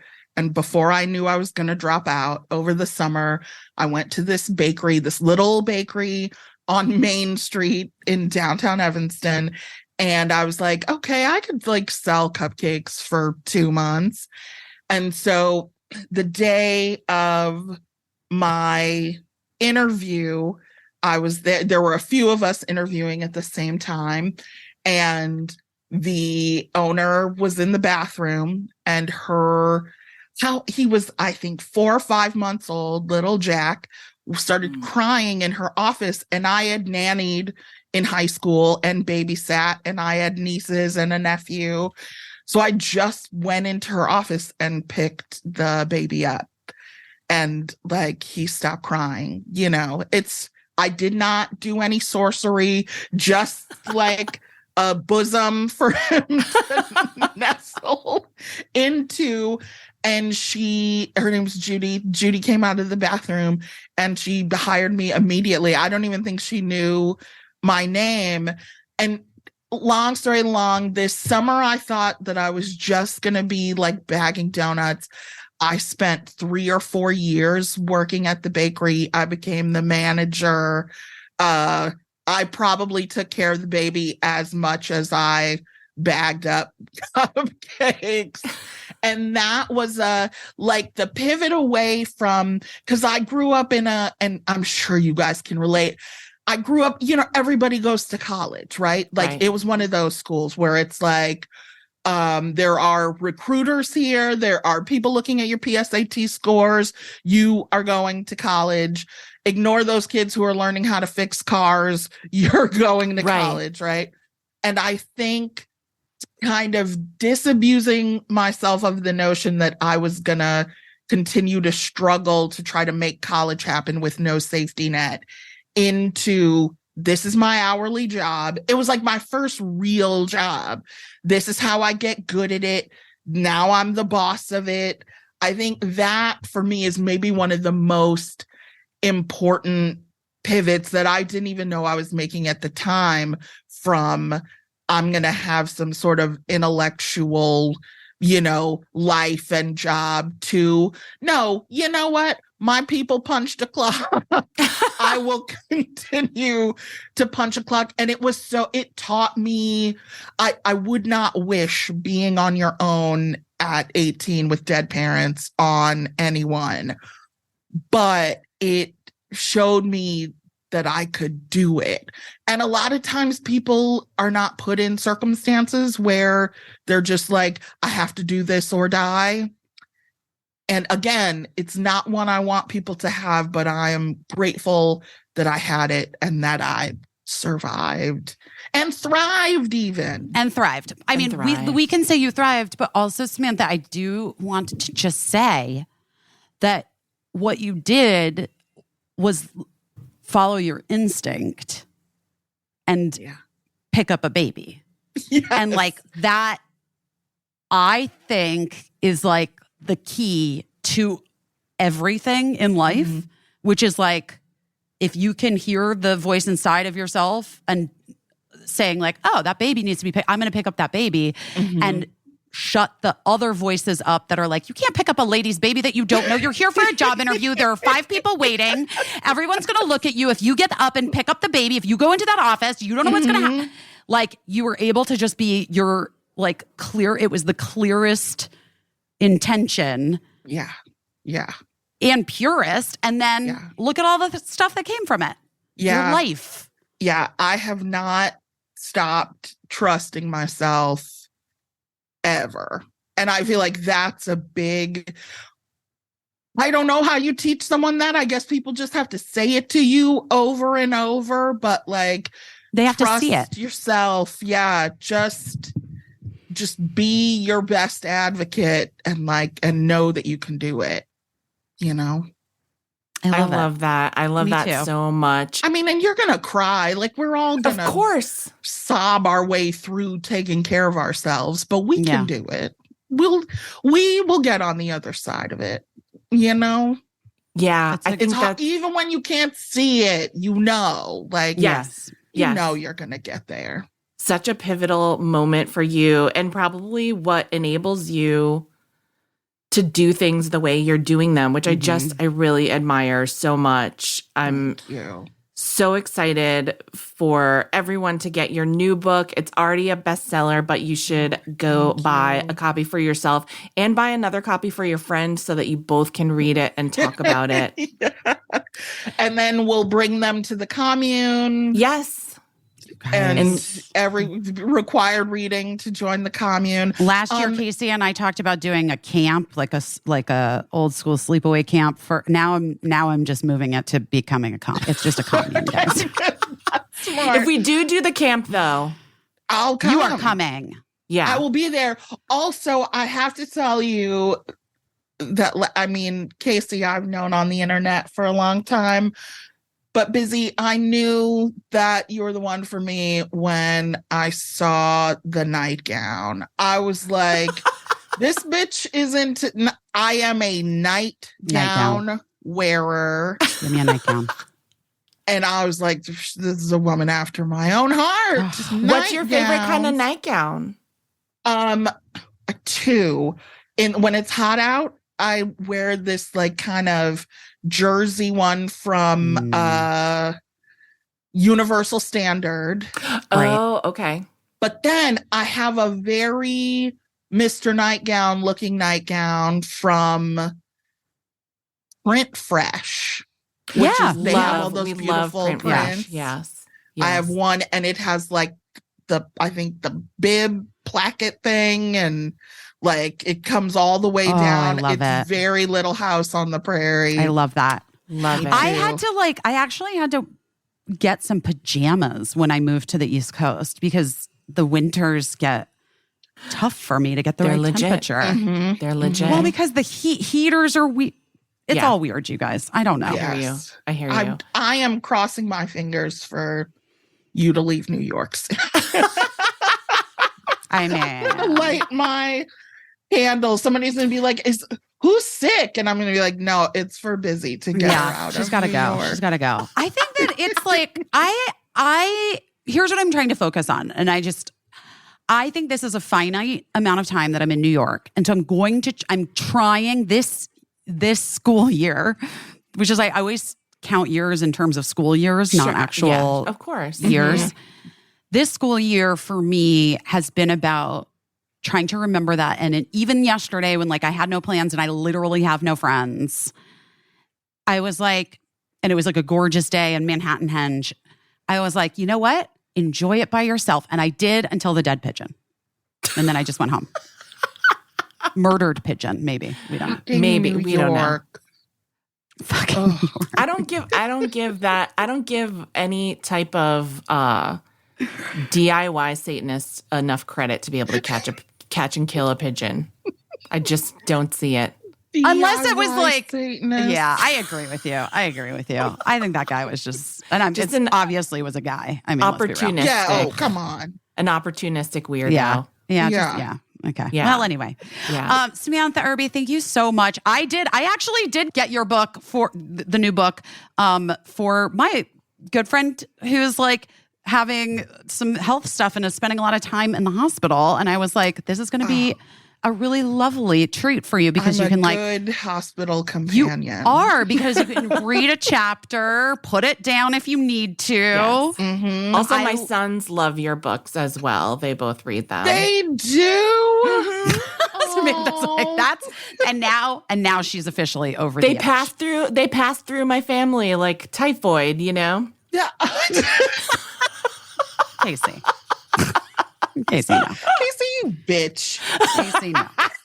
Like typhoid. All right, Samantha, go have the rest of your day. We love you so much. We adore you. Thank you so much for doing this. And it's been so fun. And let's hang out in person someday.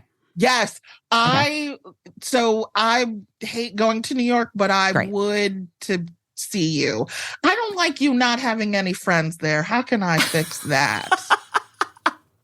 It's a weird thing. You two are perfect. Do you know that? I need you to know that. Like, I listen, but it's different, like, seeing you and the faces. And oh, my gosh. I do think we could get a little bit of, like, we could milk a little bit, Caissie, if we wanted to put these on YouTube or something. You know what I mean? Maybe. We'll see. Someday. I'm almost like, people want to come to this thing looking like they rolled out of bed, you know? So, and myself included. Ourselves included. So, yeah. So, like, to put it on YouTube or whatever. YouTube. It's just a special treat for those of us who get to be on the podcast to see your gorgeous faces. Samantha. Thank you. So happy to see your face and to talk to you in person. And I love you both. It's such a nice birthday treat for me. It's Caissie's birthday. Today's my birthday. So I was looking forward to this, and it did not disappoint. Well, okay, but I should have sent flowers too. That would have really like sweetened it. Well, when you come to LA. Yes. Anytime. I think I'm going to be in LA most of June and July this year. Okay, great. I think I'm going next week. Oh, good. So you can get happy and not so. see pigeon murder. I can't. I mean, I can't. Freelance Satanist is going to live in my heart forever. I know, That's how I'm same. saving you in my phone. Same freelance Satanist. Satanists. Samantha Irby, thank you so much. I She's love the you. best. I'll We'll see talk you soon. soon. Okay. See you soon. Bye. Bye. Samantha. Oh my God, I love her so much. Fucking delight. I literally could have talked to her all day. I love talking to I her. was like, should she be the other host of this podcast? Should we add her in? I'm not kidding. I mean, Maybe we should. Samantha, if you're listening to this, just saying. Just You're saying. fun to talk to. Just Could you saying. imagine? Here's what I love about her. I love that she's just like, I have enough on my plate. I don't need to do this. So like that could be the answer. So smart. So And smart. It's such a good way to live and Yeah. to be like okay with like what you're working on and not worrying that like you're leaving something on the table or whatever. Like just the thing she said about trusting herself is going to stay with me for a long time 100%. because like I don't know if I always trust myself. This is what I was thinking. I don't know if I always trust myself. I don't even know if I'm like thinking in terms of like having trustable thoughts sometimes. You know what I mean? 100%. Of course. Of course. Like- That's like natural, especially if you grew up in a place where, your instincts were questioned or Right, you felt right. like your version of events didn't line up with other people's Right. recollections Right. of the versions of events. Yes. That's really smart. That's a really good point. Yeah, it's really interesting. I think like it made me think I need to listen to myself and I need to ask myself, like, what do you think about this? And then trust myself. I think that it is such an important point. Yeah. I think that so many of us have gotten like thrown off track in terms of listening to our own first gut instincts. Yeah. And then when we look back on situations or whatever, and we're like, you know what? I knew. I fucking knew. I knew Right. X. I knew Y. I knew Z. Right. But I talked myself out of it because X, Y, or Z. Right. It doesn't, I don't know. The problem is, truly, is that there's no way to get confirmation that you did the right thing until so much later. Right. If you did the right thing, by following your instinct. Do you know what I Right. mean? Right. You only ever get confirmation that you've done the wrong thing by not listening to your instinct when it doesn't fucking when turn it goes out okay. badly. Yes. This is what I always say about this is what I say as my role as a pragmatist on TV shows. And this is something that I talked at length with Andy Cohen all the time, is that I felt like sometimes I would be like the school marm or like the Debbie Downer being like, hey, listen, this is not a thing that I think that we should do on the show. And like people would always be like, no, it'll be so fun. And I'd be like, but here's why I think this. But there's no glory in winning that argument, because if you don't do it, there's still like 10 people still thinking that you should have done it. And all that happens is that everything goes smoothly and okay. Right. Whereas when you lose the argument and you're outvoted and you do the thing that you are arguing against to begin with, and then it goes poorly as you knew it would, then everyone's looking at you like, oh, look, she's so smug. Like, Yeah. She's going to say, I told you so. everybody hates and I told you so. And I'm like, I'm not saying I told you so. I'm just saying like, I love and I told you so. I love it so much. Fucking love it so much. Is there I mean, for real though, is there no better feeling in the fucking world than when you're like, yeah, guess what? I knew it. that's what And I said. I fucking told you so. Like I said. Oh, actually, it's exactly as no one could have known except I did. Except Per I my did. last email. Per every conversation we've had about this subject since the beginning of this subject came up. And I just want to say, gosh. I fucking told you so. But you can't. You can't be that You dick. can't be that Can't do person. it. People hate that person. Can't do it. And I mean, to tell you the truth, like you know that I hate to make mistakes and I hate to allow mistakes to have been, this is not sane. Please know that I know this is not sane. Everybody makes mistakes.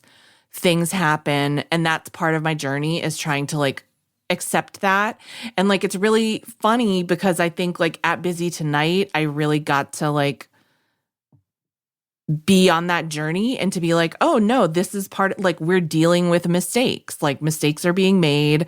We're dealing with them. And this is how we all grow and learn and everything. So I really don't love to be the I told you so person. It makes me feel like, like I really wish that we weren't in this place right now. I have compassion for you.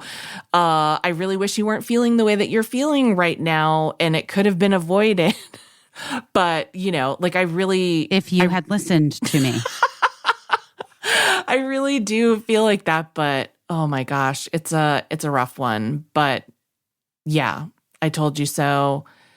There's no glory in being the person who was the person who told everyone but also, on the other hand, the one thing where I do get a little smug is I'm like, listen, I've been doing this shit a long time. And like, presumably you brought me here to benefit from my experience. So maybe trust my experience when I'm sharing it. And like, I'm not doing it just to hear the sound of my own fucking voice. I'm doing it to protect. Yeah, I have a podcast for that. Exactly. I can hear the sound of my own voice. I'm very protective of the people that I work with, but I think sometimes people don't understand that. And, you know, but I'm like, believe me, if I'm working for you, I don't want to see you get dragged online or in the papers or whatever. Believe me. Ugh. Trust me. Trust. But anyway, I know it. Oh, what else is going on? I mean, I feel like we've been on a real journey today. What are you doing your best at this week? I don't fucking know. I don't know. Well, I see you doing your best at like just trying to make everything work the way that it's supposed to work. Here's what I'm proud of you for.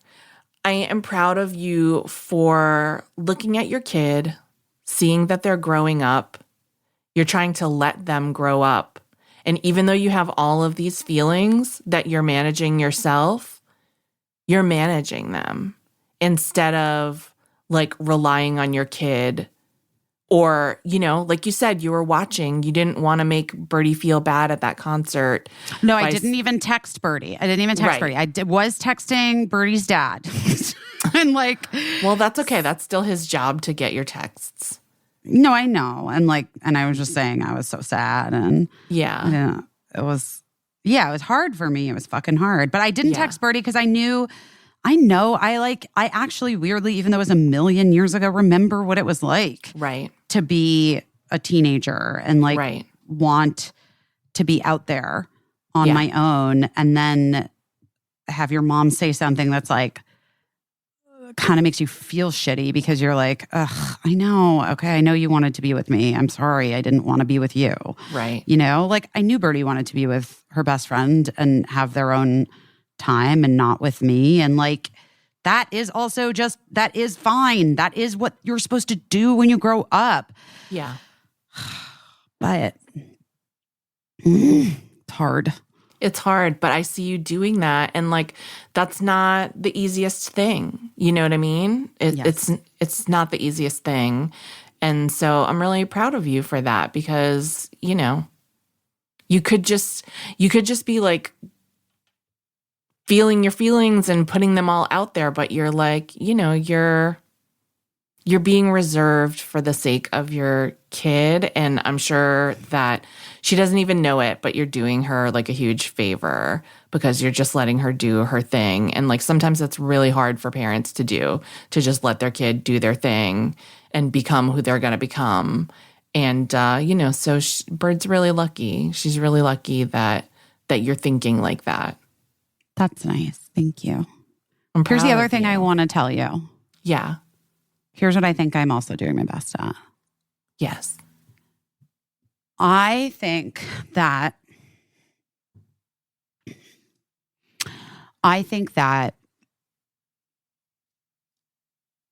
I'm going to yes and you a bit, but it's like something else I've been kind of thinking about.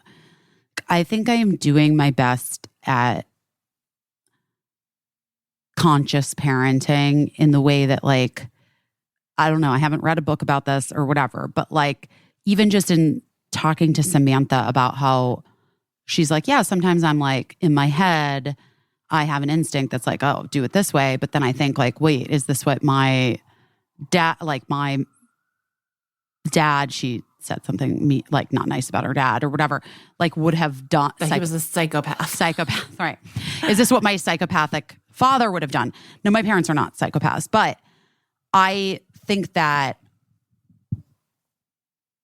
I have like taken over the years in my life, in my therapy and whatnot, I have taken stock of trauma that has happened to me and taken in the events that led up to that. Yeah. And also, and just really considered how best to be communicative with my kids in a way that's different than how my parents were communicative with me about things. And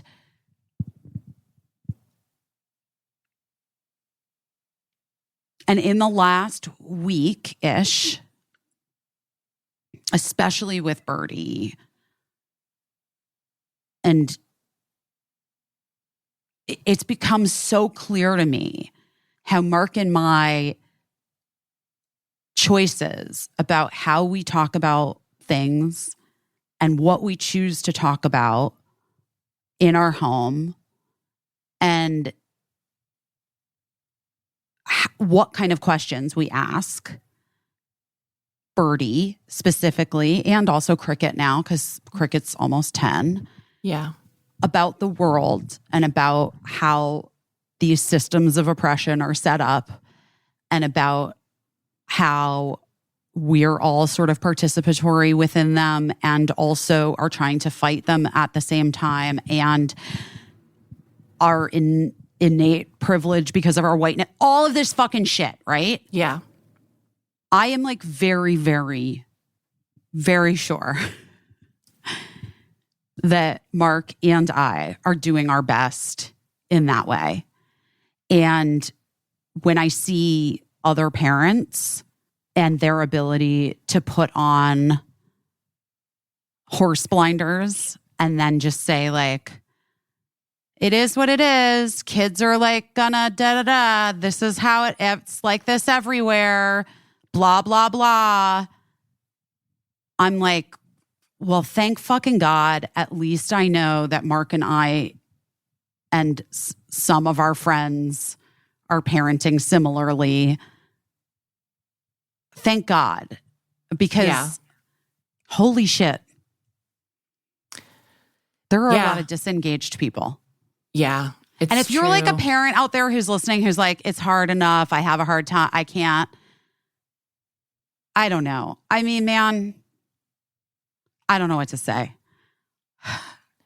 It's difficult, right? Because, well, I've said this on the podcast before.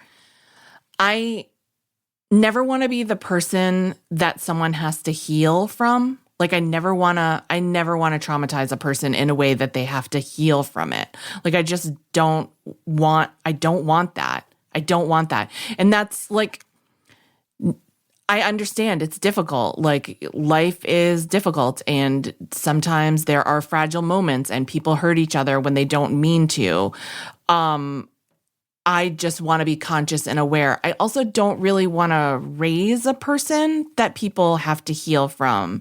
And so I just think I totally understand what you're talking about. And I just think that, yeah, you really like raising a kid is a huge responsibility. And sometimes we're just sending them out in the world and they're just like little wrecking balls and they're just damaging each other. And you can't really and no one is helping pick up the pieces. Right. And you can't really just say like, that's how boys will be boys. And like, girls go through this. It can't be like you have to teach your kid like some responsibility for, the things that happen because like, then how are they going to grow up to become like accountable adults, but I honestly think it's that the parents with blinders on, I don't think they know how to be accountable. I don't think it's a thing that we teach.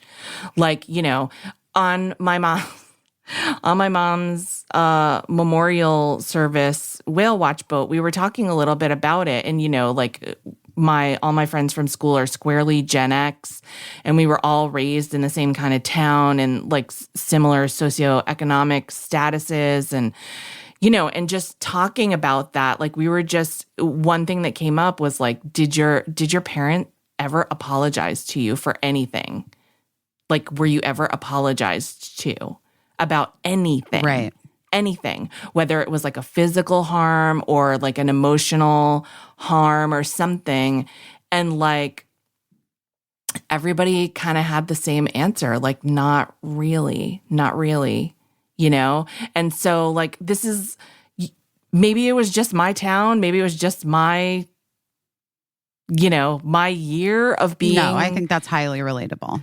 I think it's highly relatable. And so like, now how do we go about being adults that know how to apologize? Like you have to be taught, you have to be taught. And it's something that like my kids can apologize, like can readily apologize, but not always perfectly. And it's something that we're still like working on, and something I'm still working on, because it stings to be told like, you beefed it on this one. You fucked this one up, and like it hurt me.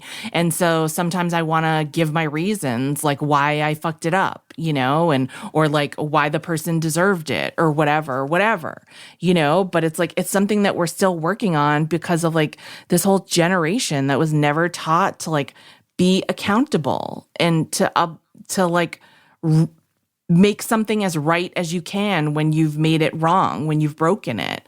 And so, your kids are so lucky. I feel like my kids are lucky. I think the best thing that I've ever done as a parent, the thing I'm most proud of, is to like apologize to them when I've like yelled or something, when it was out of line, or when I've been wrong about something, and not like gaslight them about how they're mistaken, that I wasn't wrong at all. And I also am proud of like being honest with them. Like sometimes I'm tense because I'm scared, Right. I mean, I think that it took me a long time to get there as a person. I spent a lot of years in my teen and my 20s, not being able to like take responsibility, or apologize properly, or just give like a myriad of justifications, some of which tell myself a ton of different stories, right, in which I was able to like then justify whatever it was. You know what I mean?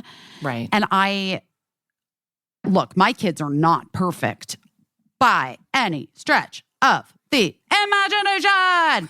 And no, none are, by the way. None. That's the fucking truth, is that none are, obviously, and that's okay. Like, I think at the core of it, it's learning to honestly love yourself despite your imperfections, and the fact that like you are going to continue to fuck up, man. Yeah. But like, if you can be able to access the place in yourself where you're like, that's okay, I still love you. Yeah. Oh my gosh, I could talk about this for hours. Like to have the space to fuck up as a kid is amazing. But it doesn't mean pretend that no fucking up happened. You know what I mean? Like, well, yes, I do know what you mean. Right. And I think it's really tricky for parents sometimes because I think what it calls into question for them when their kids fuck up is shame that they somehow are failures. Yeah. You know, that like, and that like, it leaves like an indelible mark. Right. You know, and so Right. it's easier, I think, for some parents to not be able to face the truth and hold many different things, you Right. know? Right. And I do think that like part of all of my therapy and work that I've done on myself has allowed me the ability to really like hold that multiple things can be true at one time. Yeah. And that like helps to release shame, guys. Like that's Yeah. like the best thing that you can help yourself do is understand that at times you will be asked to hold like yes and. Yeah. Yeah. And that, like, I think one thing that like trips people up is like, okay, so when a kid fucks something up, the right kind of response, I feel like, in my life has been like, well, you're supposed to fuck up, you're a kid. And so, like, that was a huge fuck up, or that was a medium fuck up, or a little fuck up, whatever it was. Like, yeah, this is like a safe spot, a safe space. You have the space to mess up, and you're expected to mess up. And then here's my part in it as a parent is to help you figure out how to make amends and how to make it as right as possible. And understanding that sometimes it's not possible to make something 100% unbroken, 100% right again, but it's your duty to do the best you can. But I think people sometimes then trip up because, like, as a parent, you have shame where you're like, oh, fuck, I did this wrong thing that allowed my kid to screw up. And then so, like, the best thing is to just pretend it's not happening at all and deny it or blame some other kid, because this is what, like, always happens with kids too, is like kids are very intersectional and interactive. And so things that happen with kids, it always, like, it spreads out. It's a little web, right, of kids that were involved and kids that it touched or affected or whatever. You know, it's a lot of work, but yeah, I mean, that I totally get where you're coming from, and yeah, I think, like, it's just a huge responsibility to, like, teach our kids that, like, everything they're doing has an impact on society, you know, and that their school is like a little society, and, you know, but it's hard because I think we have a lot of grownups walking around who might not know the first thing about taking accountability or making amends or apologizing. And a bunch of grownups who are like, I don't have any issue with the status quo because it like totally serves me and my lifestyle. Right. Yeah. And so they're like, well, I don't know. That seems fine to me. And also, like, the hope is always that someone's going to learn someday. Like they always say, like, those chickens are going to come home to roost. Mm-hmm. I don't think that's always the case, but, you know, God help the kid that never learned how to take accountability for anything when they mess up something really big, when there's really big consequences for it and they've never learned anything about consequences. I don't know. I've had a rough fucking week. Yeah. Is what I know. What have you been doing your best at this week? I mean, we came home very late last night from Cape Cod. Eli, Matt, and I had stayed behind. Lincoln came back because he had to work and he was watching our dogs. And so we were still doing the work of, like, packing up my mom's life and, like, deciding, like, where pieces were supposed to go. And it was interesting, you know, and I think I've alluded a little bit to, like, the hoarding. And, like, in some ways it was fun and like good memories. In some ways it was really sad. And I just, 32 insurance cards, like 32 insurance cards stashed through. I don't think I've had 32 insurance cards in my life. I don't even know why. I was like, was she losing? Was she misplacing? Just things, and there were things that I was like hoping to find in that place that that we definitely did find. And then there were things that I was hoping would be there that weren't there at all. And everything she had was there, Not, like we went through every single thing that she had and it was all there. So like a thing that I was hoping to find wasn't there. It's just not there. And I don't know what happened to it. I don't know why it wasn't there. And I just have to like live with that, Yeah. And I just have to be like, it's just a thing. Like, even though it was a precious thing that I was hoping to have, it was like a thing that was in my mind to take back with me. It's just not there. And so I'm like, maybe she gave it to someone who really loved it. Maybe, I don't know. I hope it didn't break. I'll tell you what it is. It was, my mom used to do ceramics, and in the 1970s, she made this very elaborate nativity scene that was all, the wise men and the animals and baby Jesus and Mary and Joseph. And it was really beautiful and it was beautifully painted. And I loved setting it up when I was a little kid, and I was always so careful with it. And there came a time when she just became like, as you get older, like I think, and your kids grow up, holidays become smaller for you. And so she wasn't putting it out, I think probably because my kids were little and they would like do Lord knows what with it. Or maybe she was just sick of looking at it. I don't know.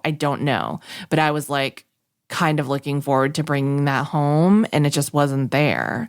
So I don't know. And it's weird because like I'm not religious at all. Like I make it a point of telling people how not religious I am, but that's just a thing that I would have liked to have had. And I hope she gave it to someone who loves it and puts it out every Christmas. I hope. But I just don't know. And I probably will never know unless someone reaches out to me to tell me that they have it. And if they have it, enjoy it. Like if she wanted you to have it, I was just kind of bummed that we didn't find it. But also there's not a fucking thing you can do about it, Yeah. And also, I don't know, weirdly, maybe it'll turn up. Maybe. I don't see how it would, but well, you just don't know. Who knows? And also, it's just a thing. And honestly, it's just a thing to get stressed out about, like where it's going to go when we die and whether we'll be the ones to break it, One time, I think I might have talked about this on the podcast, but one time I was carrying a box of like my family's Christmas ornaments, like just the ones that my grandmother had since like the 50s, these glass ornaments that they were vintage and beautiful. And I tripped and dropped the box and they all smashed. And I was devastated. I just was devastated that they had like survived so long. Yeah. And I was the person to break them. And my mom was like, it's not a big deal. Like she was trying to tell me like, these weren't my childhood ornaments. These are ones that like came along later. It wasn't, like it's not a big deal, but it was such a big deal to me because they had been in existence my whole life, Yeah. So anyway, now I'm obsessed with vintage Christmas ornaments, and that's how I handle that. Yeah, I have some. That's how I handle that trauma is by, trying to replace the irreplaceable. But also, I know that I keep saying this, but it is just stuff. And it's stuff. It's just stuff. And I think I learned a really important lesson over the past couple of weeks about, like, it's fun to have stuff, but you can't let it, like, choke out your life. You can't you just can't keep everything. And, I think I've been pretty good about that. I think I've been pretty good about like, sometimes it's fun just to look at something or have it open in your browser or pick it up and hold it. But like, I don't need to hold on to everything forever. I don't need to own everything. I have more than enough. And, And so, yeah, I think I will probably go through my house with like a very sharp editing eye and even like pare back what I have in here, and like what I have in this house is more than enough, you know? Well, you can add it to Store for the Stars. I can add it to Store for the Stars. That will be exciting. Yeah. Yeah. And also shout out to Lincoln, who, when we got home last night, had dinner waiting for all of us. It was very sweet, and also had, you know, gotten sushi for him and his brother. He was a good little bachelor. Why are you? He's the best. He's the best. I'm never surprised, but always delighted by how great he is. Like that. Yeah, they're both just sweet like that, and he's a real caretaker. Like, I'm sure Cricket is as well. I think. Yeah, like, yes. When you were saying that Cricket didn't want to admit that she wanted to go to Taylor Swift because it was more important to Birdie, I was thinking that's like a classic Lincoln. That's what he would do too. Yes. So, you know, of course. Yeah. So as soon as Cricket gets like a DoorDash account, I'm sure she'll order you food when you come home from a trip as well. Buddy. I can't take how big Cricket is. I know. So big, but then also just a baby. All right. Well, guys, here we are. It's been a journey. A real fucking journey. And we're here on the other side of it for the moment being. Yeah. And I think I might be in LA next time we talk. I don't know. That's exciting. I think so. I don't know. I have a lot to do. I got to get through this like procedure thing on Friday. Right. I'll keep you posted on that. Yeah. And keep me posted on everything, and we'll in turn keep you posted, but I'm excited to see you. I know. I'm excited to be back in Los Angeles for a bit and figure out what the fuck I'm going to do with my life. I don't know. Samantha's right. I mean, I just need to be somewhere where I have a little bit some more friends. Yeah. I understand that. Can I be real? Yeah, you can be real. I need some more friends, guys. Because also yesterday I was like walking around and I'm like, God damn it. I like am so sick of like texting people to see if they want to like, you know, if somebody like, I just would like more people that think of me. Do you know what I mean? Yes. That's what I'm looking for. I know what you mean. And I will say that is something that I have noticed a huge difference in, and like, not to make sweeping generalizations. It's just really, I don't know. I never had a social life on the East Coast. I never did. I had friends, but like people inviting you out to do things or go to dinner or whatever. Yeah. The only time I ever did anything was when people from out of town would came into town. Yes. Yes. That is fucking weird. And everybody else was just so, I always just chalked it up to being like very ground down and exhausted, and, you know, not being able to imagine heading out back into the city to do something with someone. I think that's probably right. I actually think that's probably right. Yeah. Well, it's a lot. But in LA, like, social life, more than I could. Invitations, free flowing. Yes. So, and I've been able to invite people places, which is like amazing, because like that's something that I've always dreamed of doing, and then have people come. It's a dream come true for me. So I get it. I don't think you're projecting something imaginary on New York City. I think it's real. I think it's hard for people to be friends and support each other there for whatever reason. Yeah, it's just all like a lot. It's a lot.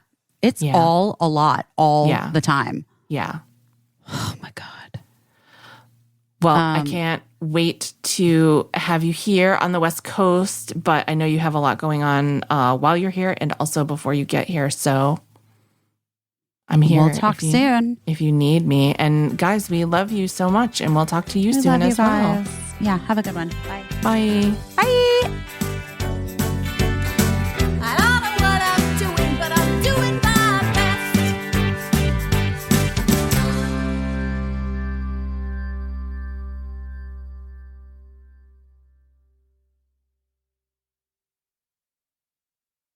Oh no.